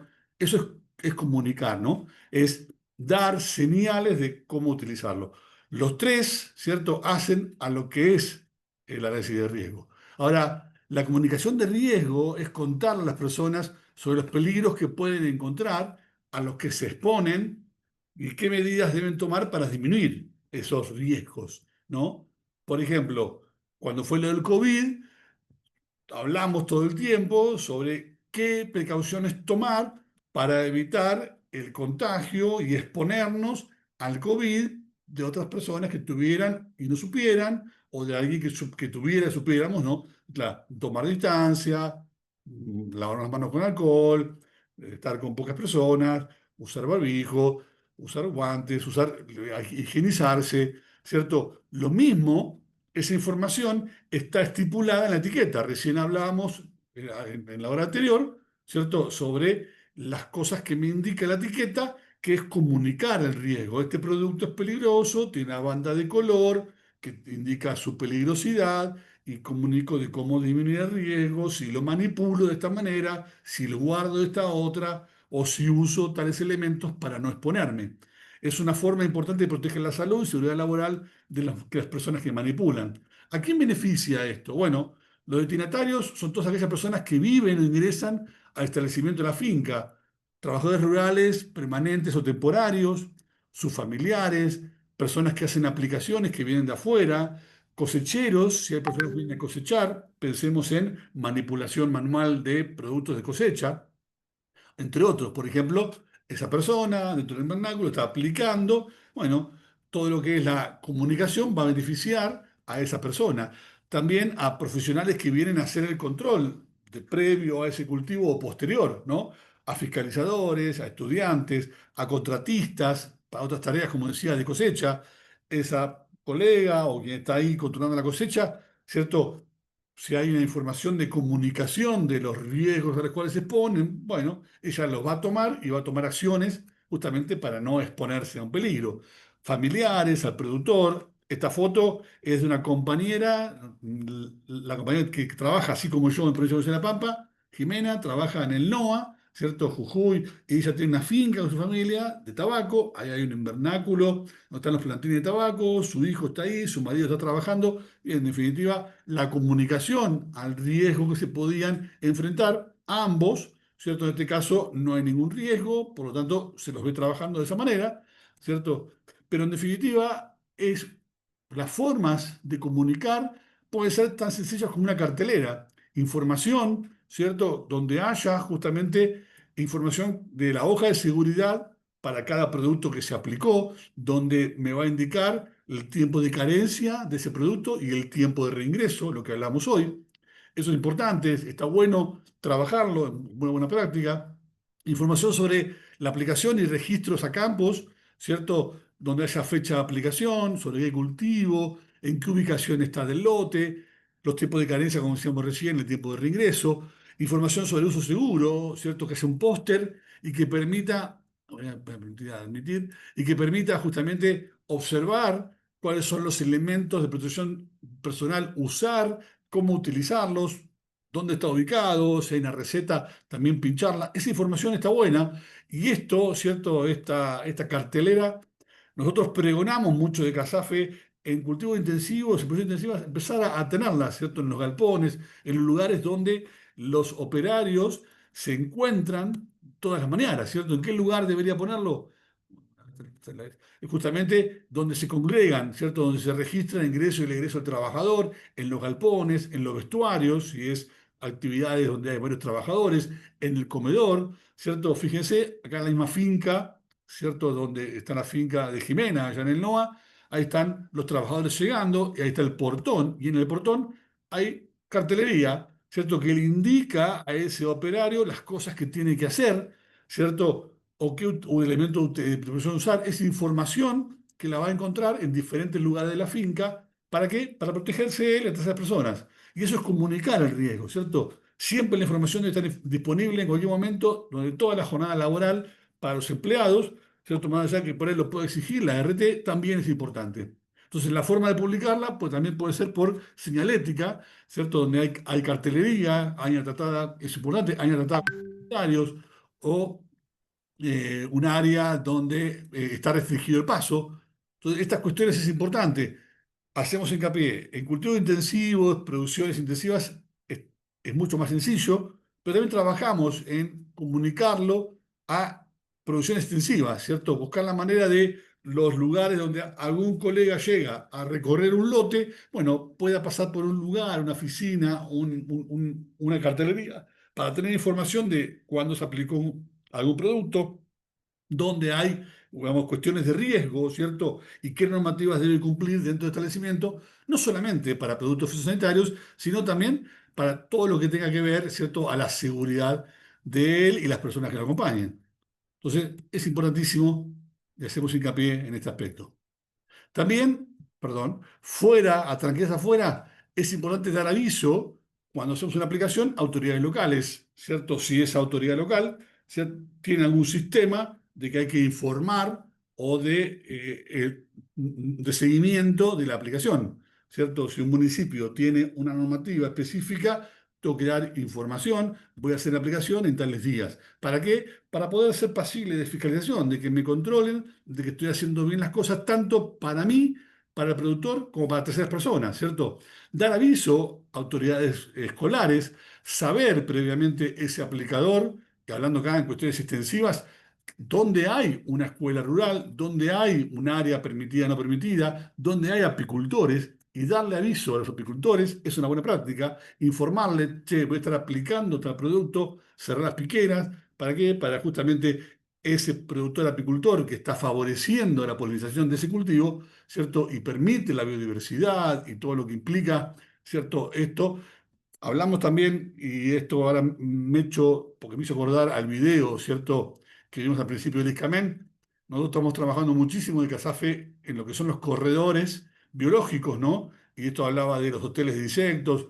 Justamente, en algún momento, y pasa, vamos por las rutas y el productor aplica hasta por debajo del alambrado. Y a veces decimos, che, está bueno tener corredores biológicos donde aparezcan y proliferen especies, ¿cierto?, que nos permitan justamente que aparezcan individuos que nos ayudan a polinizar, a controlar, a generar biodiversidad, a evitar resistencia, tanto de malezas como de insectos, ¿no? Entonces, esos corredores biológicos permiten justamente la biodiversidad, ¿sí?, que aparezcan insectos que ayuden tanto a polinizar como a controlar, pero también a esto de evitar resistencia. Bueno, y también justamente lugares donde si destinamos un porcentaje del área a estos corredores biológicos, estamos permitiendo justamente la biodiversidad y hacemos algo más amigable al medio ambiente.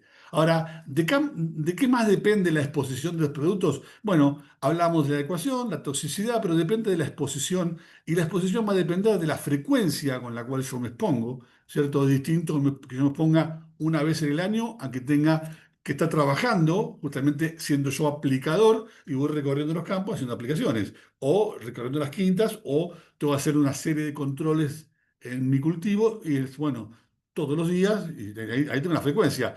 Y encima la duración de esa aplicación o exposición.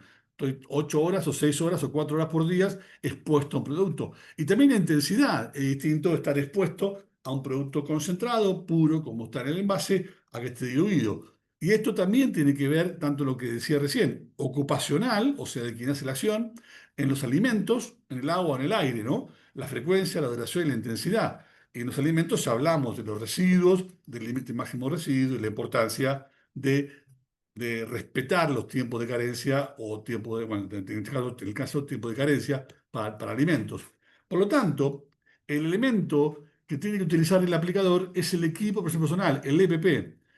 También déjenme contarles, cuando damos un curso de aplicadores a las personas que trabajan con máquinas autopropulsadas terrestres, ¿no?, los mosquitos, ¿sí?, en los campos, le damos junto con el Ministerio de Desarrollo Agrario, que es el que da los cursos y es el que administra los carnets, ¿cierto?, y tiene registro de aplicadores. Realmente me gusta preguntarle cuando doy la parte esta, levante la mano quien usa algo para protegerse. Y algo es un guante, una bota o una mascarilla. Y vos ves que en la sala de 80 personas, todos levantan la mano, o muchos levantan la mano. Perfecto, que usás guantes, vos, mascarilla, fenómeno, bajen la mano. Levanten la mano quien usa lo que dice la etiqueta que tengo que usar para ese producto. Y les juro que las 80 personas generalmente levantan la mano 2 o 3. El resto no levantan la mano. ¿Por qué? Porque piensan que usando solamente un guante o los guantes ya están protegidos. Se sienten Superman, como digo yo. Y no, están protegidas las manos, pero todas las demás partes del cuerpo no. Por lo tanto, el equipo personal es el elemento que los protege a ellos. Y muchos dirán, pero sí, pero si tiene que hacer todos esos elementos es porque el producto es peligroso. Sí, hay un peligro intrínseco dentro de ese envase, Puede que no te suceda nada, puede que sí, pero en definitiva nadie sabe cuándo va a suceder algo. Hay un marco legal cortito, digamos, para tener una idea, ¿cierto? No me voy a meter en el marco legal, pero hay varias normativas que son interesantes. Hay una Ley Nacional de Riesgo de Trabajo que lo que hace es prevenir accidentes laborales y enfermedades profesionales. Están incluidos ahí todos los tipos de trabajo, también los fitosanitarios, ¿no? Entonces, hay que prevenirlos. Hay una Ley Nacional de Seguridad e Higiene y un decreto reglamentario que me habla qué condiciones de higiene y seguridad deben tener los establecimientos agropecuarios. Fíjense, esto puede servirles, ¿cierto?, como base para un protocolo de qué cosas de seguridad tengo que tener en un, no sé, digo, un entorno, o que puedan servirme, ¿no?, para después extrapolarlo. También hay resoluciones de la Superintendencia de Riesgo de Trabajo que me dice que yo cuando le doy al operario que trabaja, le doy el equipo, yo soy el dueño de la máquina o del campo o del cultivo, ¿cierto? Y tengo un empleado, le doy el equipo para que se proteja, porque tengo que hacerlo yo, ese elemento para que se proteja. Ese operario firma un formulario de que recibió los equipos, ¿cierto? Que yo le brindé para que se proteja. Y también hay una resolución de la Secretaría de Industria y Comercio que habla de qué condiciones debe cumplir ese equipo, la certificación que deben cumplir los equipos de protección personal, ya sea para aplicación o para soldadores o para lo que sea, ¿no? Electricistas deben cumplir una cierta normativa justamente para que cumplan la acción para la cual fueron desarrollados. Ya sabemos todos, pero está bueno repasarla, cuáles son las vías de ingreso de los productos a las personas, al cuerpo, la vía oral, vía por absorción por piel, canal auditivo o canal o ojo ocular, o inhalatoria. ¿Saben cuáles son las más importantes de las tres? Aquellas de las cuales no tengo percepción de que los productos ingresan, y de hecho ingresan, porque yo por la vía oral me doy cuenta, porque siento. Por ahí por vía respiratoria puedo darme cuenta si tiene olor, pero aquellas donde no tengo la percepción de que me ingresan, y de hecho lo hacen muchos productos que tienen, vamos, que tienen baja presión de vapor, ¿cierto? Y volatilizan. Hoy las empresas trabajan mucho en eso, justamente para que los productos no volatilicen, pero generalmente la vía oral es uno de cada tres ingresos a un centro toxicológico es por intoxicación oral. Y muchas veces no son accidentes, sino son negligencias. Por la intoxicación por vía oral es la más importante, pero es negligencia. Muchas veces llevamos a nuestras casas del campo en un envase de gaseosa productos para controlar las hormigas o los pulgones en las rosas o en el jardín, ¿cierto? Y llevamos un producto que solamente sé yo, porque yo lo puse, o el que lo llevó en este caso, ¿cierto? Dentro de ese envase, qué es lo que hay. Y esa botella con ese producto queda generalmente al alcance de los chicos, debajo de la parrilla o bajo una alacena, ¿cierto? Y los chicos viendo esa botella con un producto color ámbar, y esa botella la vieron hace un rato arriba de la mesa y todos tomaban un jugo de manzana, que esos que se diluyen, ¿y por qué no va a hacer lo mismo, no? Lo abren, lo huelen y pegan un trago. Uno de cada tres ingresos a un centro toxicológico es por negligencia. También las estadísticas toxicológicas indican no solamente productos fitosanitarios, sino también muchos productos domisanitarios que están dentro de las casas, ¿sí? Pero no voy a entrar, digamos, en eso, pero en definitiva, la digestión oral o la intoxicación oral por diferentes productos en la fase domiciliaria es de las mayores intoxicaciones. Estas otras dos son importantes porque no tengo la percepción, ¿cierto? Y más como decía, productos que volatilizan. ¿En qué momentos el operario se expone? Se expone cuando está preparando la mezcla y la carga, ¿cierto? Ese operario en esta foto está cargando una mochila, ¿cierto? Carga producto puro, el producto concentrado. También se expone cuando la aplica. Si ese operario con mochila está aplicando, bueno, acá tiene puesto el EPP, pero tiene la mochila en la espalda, ¿no? Entonces, si no tuviera el EPP, la mochila está en la espalda, está expuesto obviamente a lo que está aplicando, porque él va caminando y va aplicando, pero también está expuesto a una rotura de esa mochila, ¿cierto? Y si se derrama, lo va a mojar todo el lomo. Entonces, si estoy aplicando en una máquina que no tiene una cabina, ahí hay un tiempo mayor de exposición. Si estoy aplicando con un tractor que no tiene cabina presurizada o no tiene filtros la máquina, ahí me estoy exponiendo a posibles gotas de producto diluido, pero hay mayor tiempo de exposición. ¿Y cuándo más me estoy exponiendo? Cuando termino de trabajar y hago la limpieza de la máquina, me estoy exponiendo a los residuos de esa mochila, de esa máquina, tanto máquina de arrastre terrestre, autopropulsada o avión. Bueno, en el futuro va a ser de dron. En definitiva, me estoy exponiendo a los residuos. ¿Cuáles son las variables que afectan la exposición? Bueno, regresar al lote antes de tiempo, como dijimos hoy, ¿sí? Y acá está el tema de comunicar el riesgo, identificar el lote y dar información, que es lo que contábamos hoy, es importante. Entonces yo puedo ayudar a las personas a que no se expongan a un producto que fue aplicado comunicándolo. Bien, las vías de absorción, las más importantes, es el trabajo de Hathaway, y lo que hizo Hathaway fue desarrollar las áreas de ingreso de los productos tomando como valor uno el antebrazo. Entonces Hathaway dijo hacia 1987 que si el antebrazo absorbe uno, por trabajo de investigación y desarrollo, determinó que la palma de la mano absorbe 30% más que el antebrazo. Y todo lo hacemos con las manos porque aprendemos de agarrar también, ¿cierto? Los bidones, los productos, manipulamos las boquillas, todo con las manos, ¿no? Y si no tenemos elementos que nos protejan, esas manos no chorreadas, pero sí impregnadas, me las llevo a otras partes del cuerpo, ¿no? Fíjense, otra parte es la planta de los pies. Si el antebrazo absorbe uno, la planta de los pies absorbe 60% más que el antebrazo. Y ustedes dirán, ¿pero quién trabaja descalzo? Hay quienes trabajan descalzos en algunas partes de Argentina, tampoco hay que ir muy lejos, ¿no? Pero también hay quien trabaja con alpargata suela de yute, donde en el lugar de carga, si es un lugar no adecuado y hay derrames, ¿cierto? Puede haber ingreso por la planta de los pies.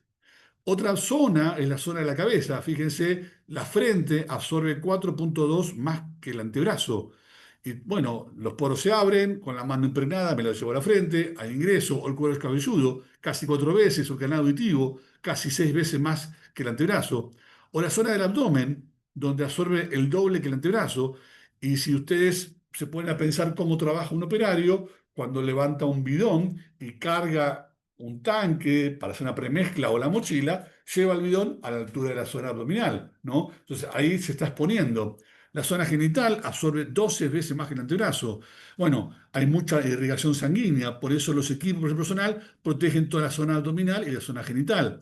Entonces, ¿por qué marcamos también esto? Y porque le decimos al aplicador, en el campo no hay baño, todo es baño.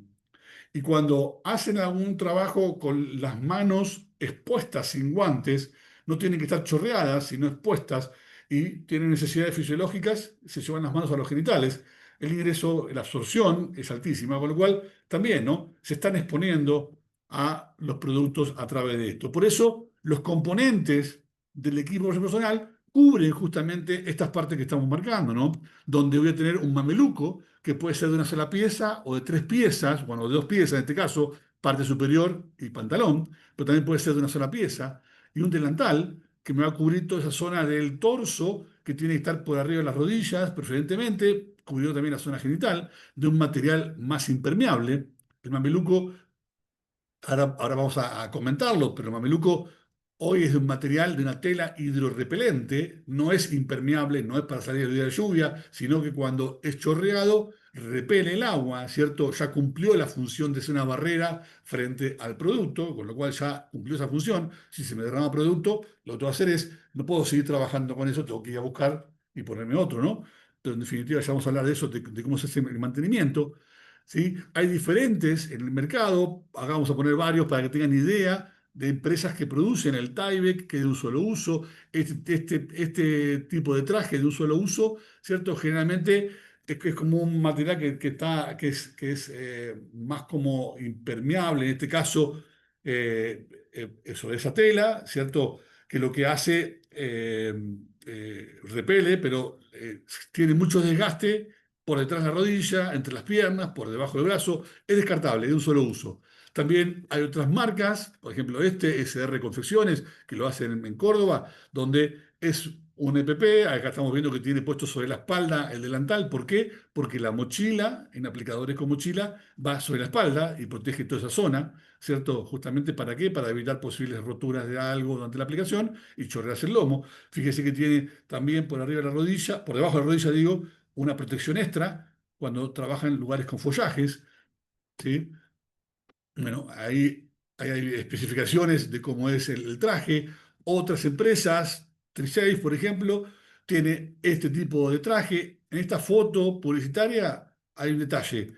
Ese operario o operaria que tiene el traje tiene puestas las botas como si fuera un gaucho. Está mal. Ya la vamos a ver por qué. porque las gotas no van por afuera, van por adentro. Entonces acá vemos, obviamente, también un traje de TreeSafe, ¿cierto? Con el delantal, los guantes, el delantal por arriba, la capucha, ya vamos a ir viendo las partes. Otras empresas, ¿cierto? Otros productos, fíjense, esto para productos intensivos, como decía recién, mayor protección por debajo de la rodilla, ¿sí? Otras empresas, otros productos, que con diferentes empresas hay diferentes tipos de BP. Pero todos cumplen la misma función, ¿no? Yo para poner diferentes marcas, porque en definitiva de Casafe no vendemos equipos, entonces poner diferentes marcas que hay en el mercado y muchas veces a los operarios les es interesante. Che, Pablo, ¿dónde puedo comprarlo? Bueno, yo no le voy a decir en dónde en un solo lugar, hay diferentes marcas, lo pueden googlear y buscar, pero es importante saber, ¿cierto?, que existen EVP y cómo utilizarlos. Entonces decía delantal, me protege toda la zona del torso, la zona del pelvis y los muslos, ¿sí? El otro elemento son los guantes, que son guantes específicos de acrylonitrilo o PCB, son específicos para manipular fitosanitarios, no son los guantes con los cuales yo lavo en casa los platos, ¿cierto? No, no son esos guantes, son guantes especiales para manipular productos fitosanitarios. Las botas, donde las botas son impermeables, en este caso, las botas, como decíamos, van puestas por adentro de la botamanga, no van como un gaucho como estaba en la foto del que promocionaba el EVP. ¿Por qué? Porque nadie trabaja haciendo la vertical, ¿sí? Los guantes van colocados según cómo trabaje. Si trabajo con las manos para arriba, los guantes van por afuera. Si trabajo con las manos para abajo, mayoritariamente, los guantes van por adentro de la manga, ¿sí? Por si hay un derrame, para que no se me metan entre el guante y la manga, ¿no? En este caso, siempre las botas van por adentro de la botamanga porque nadie trabaja haciendo la vertical. Otro elemento son las máscaras y semimáscaras, ¿cierto? Máscara completa, semimáscara que me cubre ese triángulo, ¿sí? Donde esa semimáscara me cubre, como digo, el triángulo, mentón, nariz, ¿sí? Y tiene un filtro, acá está el plástico rojo con una banda amarilla, que ahora vamos a ver qué significa, ¿sí? Que me cubre toda esta zona. Y acá la importancia es que esté bien asida, bien adherida a la piel, que no haya lugares por donde puede ingresar aire, solamente el aire tiene que ingresar por el filtro y sale el aire por estos dos orificios laterales. Acá tenemos una semimáscara con dos filtros, una máscara completa que me cubre toda la cara y ya tiene un plástico acrílico, ¿cierto? Que me actúa como un visor. ¿Sí? Las máscaras tienen, el componente es un filtro, ¿cierto? Que va asido a la máscara o semimáscara por estos sendos aparatos. Y cuando la máscara dejo de usarla o no la estoy usando, el filtro tengo que sacárselo, porque las máscaras no tienen un sistema, una perilla prendido-apagado on-off, y el filtro sigue filtrando. Si yo, generalmente las encontramos colgadas de un clavo o arriba de los bidones, se lo juro, de los galpones, y ahí se están exponiendo todo el aire que circula de tierra o polvillo o productos, ¿cierto? Está haciendo que la máquina, que el filtro funcione, ¿cierto? Y el filtro en sí tiene horas de uso. Entonces, cuando yo no lo uso, lo que tengo que hacer es sacarlo de ese dispositivo. Ahora voy a mostrar los tipos de filtros y ponerlos en un tipo de estas bolsitas herméticas. ¿Para qué? Para que no siga filtrando, ¿cierto? Y así preservar el uso del filtro. Muchos operarios lo que hacen es poner en una bolsa hermética toda la máscara. Está bien, no hay ningún problema. En definitiva, lo que estoy haciendo es cortar ahí el uso del funcionamiento del filtro. Bien. Hay normativas, la Unión Europea tiene una clasificación del código del color del filtro, ¿cierto? Esa bandita tiene el filtro que filtra diferentes cuestiones. Acá están, ¿cierto? El marrón, el gris, el amarillo, el verde. Estados Unidos tiene otra, la NIOSH, la Unión Europea, esta es la de Estados Unidos, tiene otra, ¿cierto? Y Argentina, justamente por esa, por la NIOSH, donde la importancia es, digamos, para hacer un resumen, vapores orgánicos son los filtros de banda negra, gases ácidos son los filtros de banda blanca, las bandas amarillas son los más utilizados para productos fitosanitarios, vapores orgánicos y gases ácidos, ¿cierto? El amoníaco y metilamina con el filtro banda verde, o formaldehído, el oliva y negro, o multigases vapores oliva. El más usado es el banda amarilla, que es como, vuelvo para atrás, es como teníamos estos filtros, ¿no? Banda amarilla. Bien.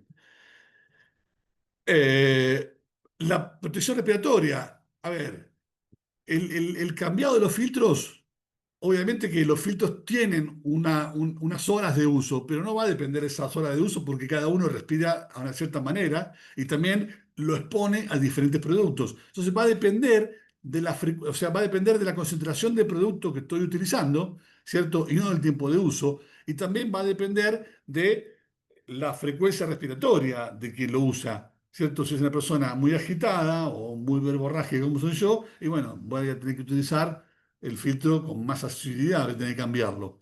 Entonces, también cuando perciba resistencia a la respiración o olor extraño o irritación, debo cambiarlo. Hay una técnica sencilla, poniendo café del otro lado del filtro, si siento el aroma a café, ¿cierto? Más allá que es rico el café de Colombia, todo lo que quieran, tengo que cambiar el filtro. Los filtros, como decía, no tienen indicación de situación y no puedo usar filtros que estén dañados o vencidos. Una manera es registrar la duración del filtro en una actividad similar anterior, como es personal, es mío, yo lo uso y yo lo cuido, y yo puedo registrar si este filtro haciendo este tipo de actividad con estos productos duró tanto tiempo, por lo tanto, en un tiempo similar lo voy a tener que cambiar. O cuando sienta resistencia a la respiración, olores extraños, ahí tengo que cambiar el filtro. Estados Unidos, y también bregamos para que suceda, es le dan al aplicador una cartilla del tipo de corte facial que puede tener, el tipo de barba. Fíjense, todos los que están con X, con una X, permiso. Todos están con una X roja, son los tipos de barba que no puede tener un operario que va a utilizar una semimáscara. ¿Sí? Esta máscara que le cubre solamente nariz y mentón. Solamente puede utilizar aquellos que tienen el tilde verde. Este tipo de bigote, el tipo de, no sé, si tiene una barba candadito, pero solamente que le cubra, si es que le cubre todo la semimáscara, la zona de la cara. Es importante eso, ¿por qué? Porque muchas veces vemos en los cursos de aplicador operarios que tienen un tipo de barba, así como que está acá arriba a la derecha, ¿sí? En definitiva, che, flaco, te pones la máscara, quedan intersticios por donde, en definitiva, el aire que estás respirando no ingresa solamente por los filtros, sino que ingresan por los costados, con lo cual no tiene sentido, más allá de que directamente muchas veces no la usan a la máscara. La usan cuando sienten olor. Entonces ahí van corriendo a buscar la máscara. Cuando sienten olor, ahí cuando usan la máscara. ¿Por qué? Porque nadie lee la etiqueta, ¿cierto?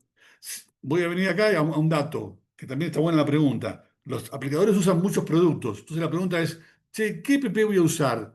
¿Del producto más tóxico? No, la respuesta es del que me brinde mayor protección. Si, por ejemplo, un producto banda verde es polvo y me indica si es polvo, yo tengo que usar máscara. Pero que sea banda verde no significa que no tenga que usarla. Tengo que usarla. Punto por ahí, banda azul no me dice máscara. Bueno, voy a usar del que más me proteja, no del más tóxico. Uno a veces generalmente dice, bueno, voy a usar el que más, del que sea más tóxico por su banda. No, del que más protección me brinde. Lo otro son antiparras o capuchas con vinilo, en ese caso, ¿cierto? La antiparra me va a proteger la vista frente a salpicaduras. Cuando llego a este punto también recuerdo, algún aplicador me ha contado en un curso, cargando el mixer de carga, el tacho que tiene la máquina al costado para cargar los productos puros, el ademán que hacen es mirar para abajo, el chorro golpeó en el fondo, una gota fue al ojo, no tenía máscara con vinilo o no tenía antiparras, ¿cierto? Y una gota al ojo, no perdió el ojo de pedo, úlcera de córnea, fue hasta el hospital. Entonces, si hubiera utilizado el elemento correspondiente, no hubiera pasado por esa situación.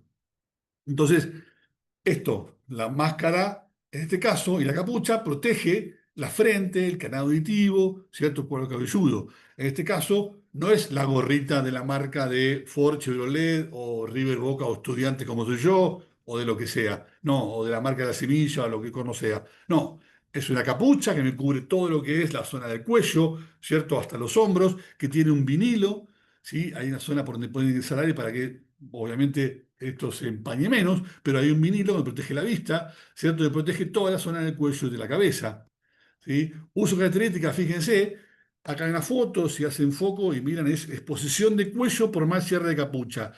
Este es un ejemplo donde con agua, con un colorante fluorescente, se hizo el ensayo, no estaba chorreado de producto, estaba impregnado. Tenía puesta la capucha, pero con cierre de la capucha por atrás, ¿cierto? Y estaba impregnado y fíjense cómo estaba todo mojado, o sea, mojado, impregnado de producto, toda la zona del cuello. O lo mismo, exposición al antebrazo, no estaba chorreado de producto porque se chorreó, sino porque estaba impregnado. Eso cuando muchas veces a los aplicadores les decimos, che, a veces actuamos como si fuéramos videntes, videntes porque no porque tenga dos dientes, sino porque puede ver el futuro. Muchas veces actúan suponiendo cuándo va a suceder las cosas ¿tiene olor? O no, hoy sí me voy a chorrear de producto, voy y me pongo. No, como no sé cuándo va a suceder algo, lo que tú haces es prevenir. Tengo que usar el elemento correspondiente. Vamos a ver este videito de María Sol, compañera. Tiene.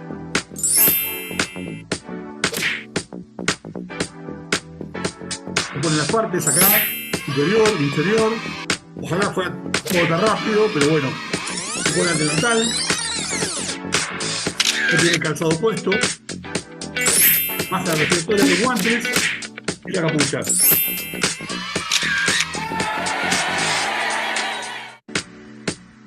Bueno, ahí está el Mayasol. Sí, yo igual quiero hacer un detalle, porque por ahí lo vieron o no lo vieron, pero fíjense, ahí donde está, que se ve clarito. A ver, fíjense que acá el detalle es, Mayasol tiene pelo largo, y cuando tiene la capucha, le queda el pelo, le queda por detrás. Acá estaría mal, ¿cierto? Debería tener el pelo recogido justamente para que no se le impregne. Pero bueno, nada, acá queríamos hacer un TikTok o algo para estimular el uso del EPP.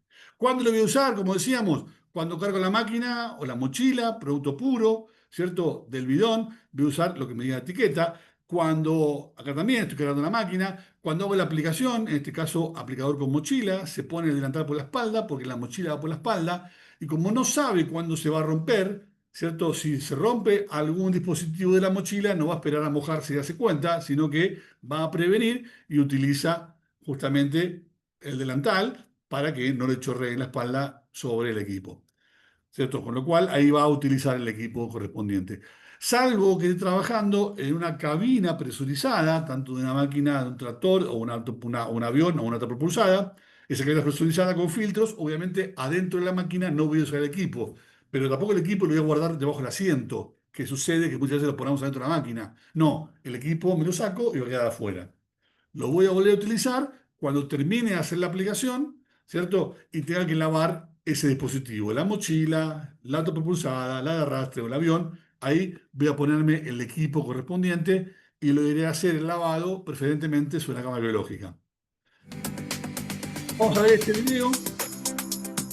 Al realizar tareas de aplicación de fitosanitarios, es importante utilizar los elementos de protección personal con el fin de prevenir accidentes de trabajo y enfermedades profesionales ante la presencia de riesgos que no pueden ser aislados o eliminados. La persona que emplea o la empresa son responsables de su entrega y capacitación. Se debe respetar la talla de la persona que lo utilice y quienes trabajan tienen la obligación de utilizarlos. La aseguradora de riesgos del trabajo debe brindar asesoramiento para elegir el EPP de acuerdo al riesgo. Es importante leer el marbete del producto o la hoja de seguridad antes de cualquier aplicación, corroborando que el EPP seleccionado corresponda con lo que allí se indica. La ropa de protección puede ser un mameluco o un traje de 2 piezas. En todos los casos, se debe respetar las indicaciones de uso del fabricante. Colocárselo en una zona limpia, comenzando desde la parte inferior del cuerpo.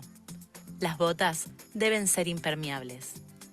Las piernas pueden estar expuestas a derrames, salpicaduras, aspersiones bajas o por contacto al caminar después de una aplicación cuando la sustancia no está aún seca. Por eso, el mameluco debe quedar por fuera de la bota.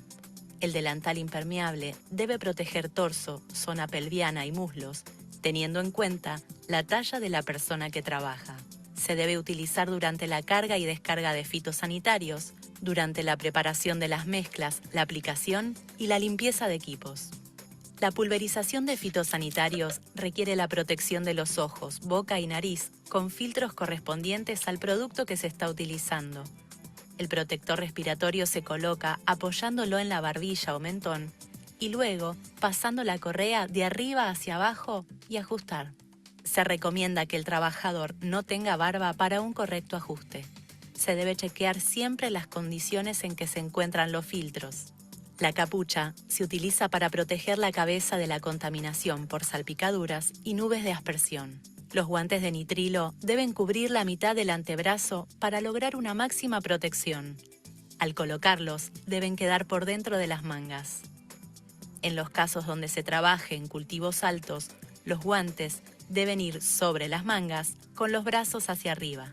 es importante verificar que el guante, además de brindar protección, permita la destreza que la tarea requiere.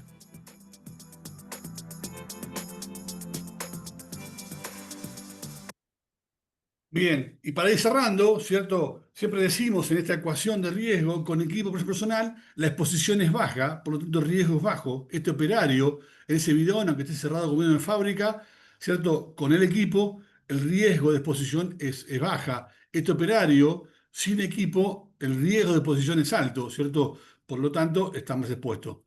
Gracias y dejamos abierto a las preguntas, al diálogo, al intercambio y a lo que les parezca compartir.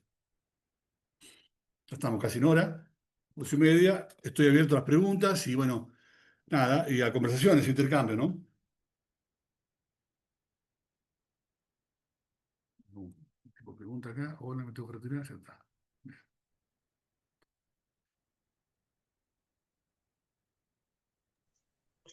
No, yo lo escuchaba e imaginaba el grado de cuidado que hay que tener con estos productos. Yo recorro muchos campos y esos productos, esa ropa, esas cosas no las veo en los operarios de máquina en el campo. Son muy pocos los que usan ropa adecuada. Imagino lo que debe ser en verano usar esa ropa. Me imagino que todas esas normas en otros países seguramente que, bueno, acá no usamos el cinturón de seguridad para manejar y manejamos con el celular en la mano, menos que menos creo que voy a ver eso en el campo. Ojalá, bueno, de hecho hay mucha gente que ha tenido problemas de salud y de enfermedad porque realmente no tiene ni el conocimiento ni el equipamiento adecuado para trabajar de esa manera. Sí, sí, correcto. Gracias por el comentario. Es así.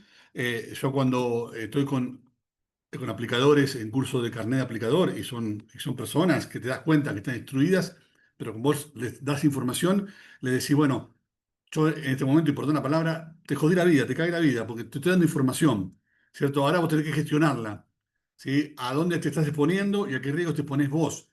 Y aparte de exponerte vos, exponerte a tus seres queridos. ¿Por qué? Porque yo siempre digo, el soldador se cuida a él. ¿Se cuida de qué? Y de que la esquirla, de que el arco de la soldadura no le jorobe la vista, ¿cierto? Y usa trajes y usa diferentes elementos, guantes, calzado de seguridad, un montón de cosas, ¿cierto? La máscara.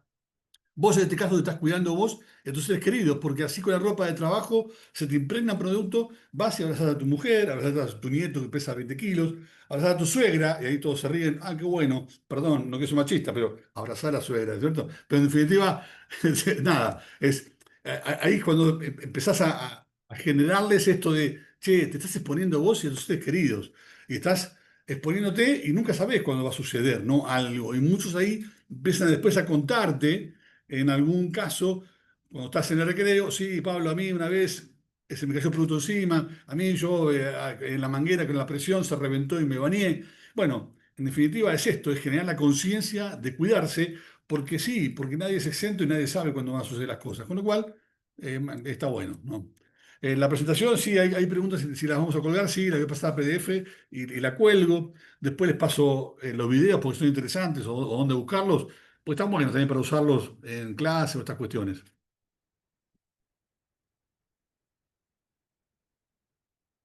Gracias por el aporte.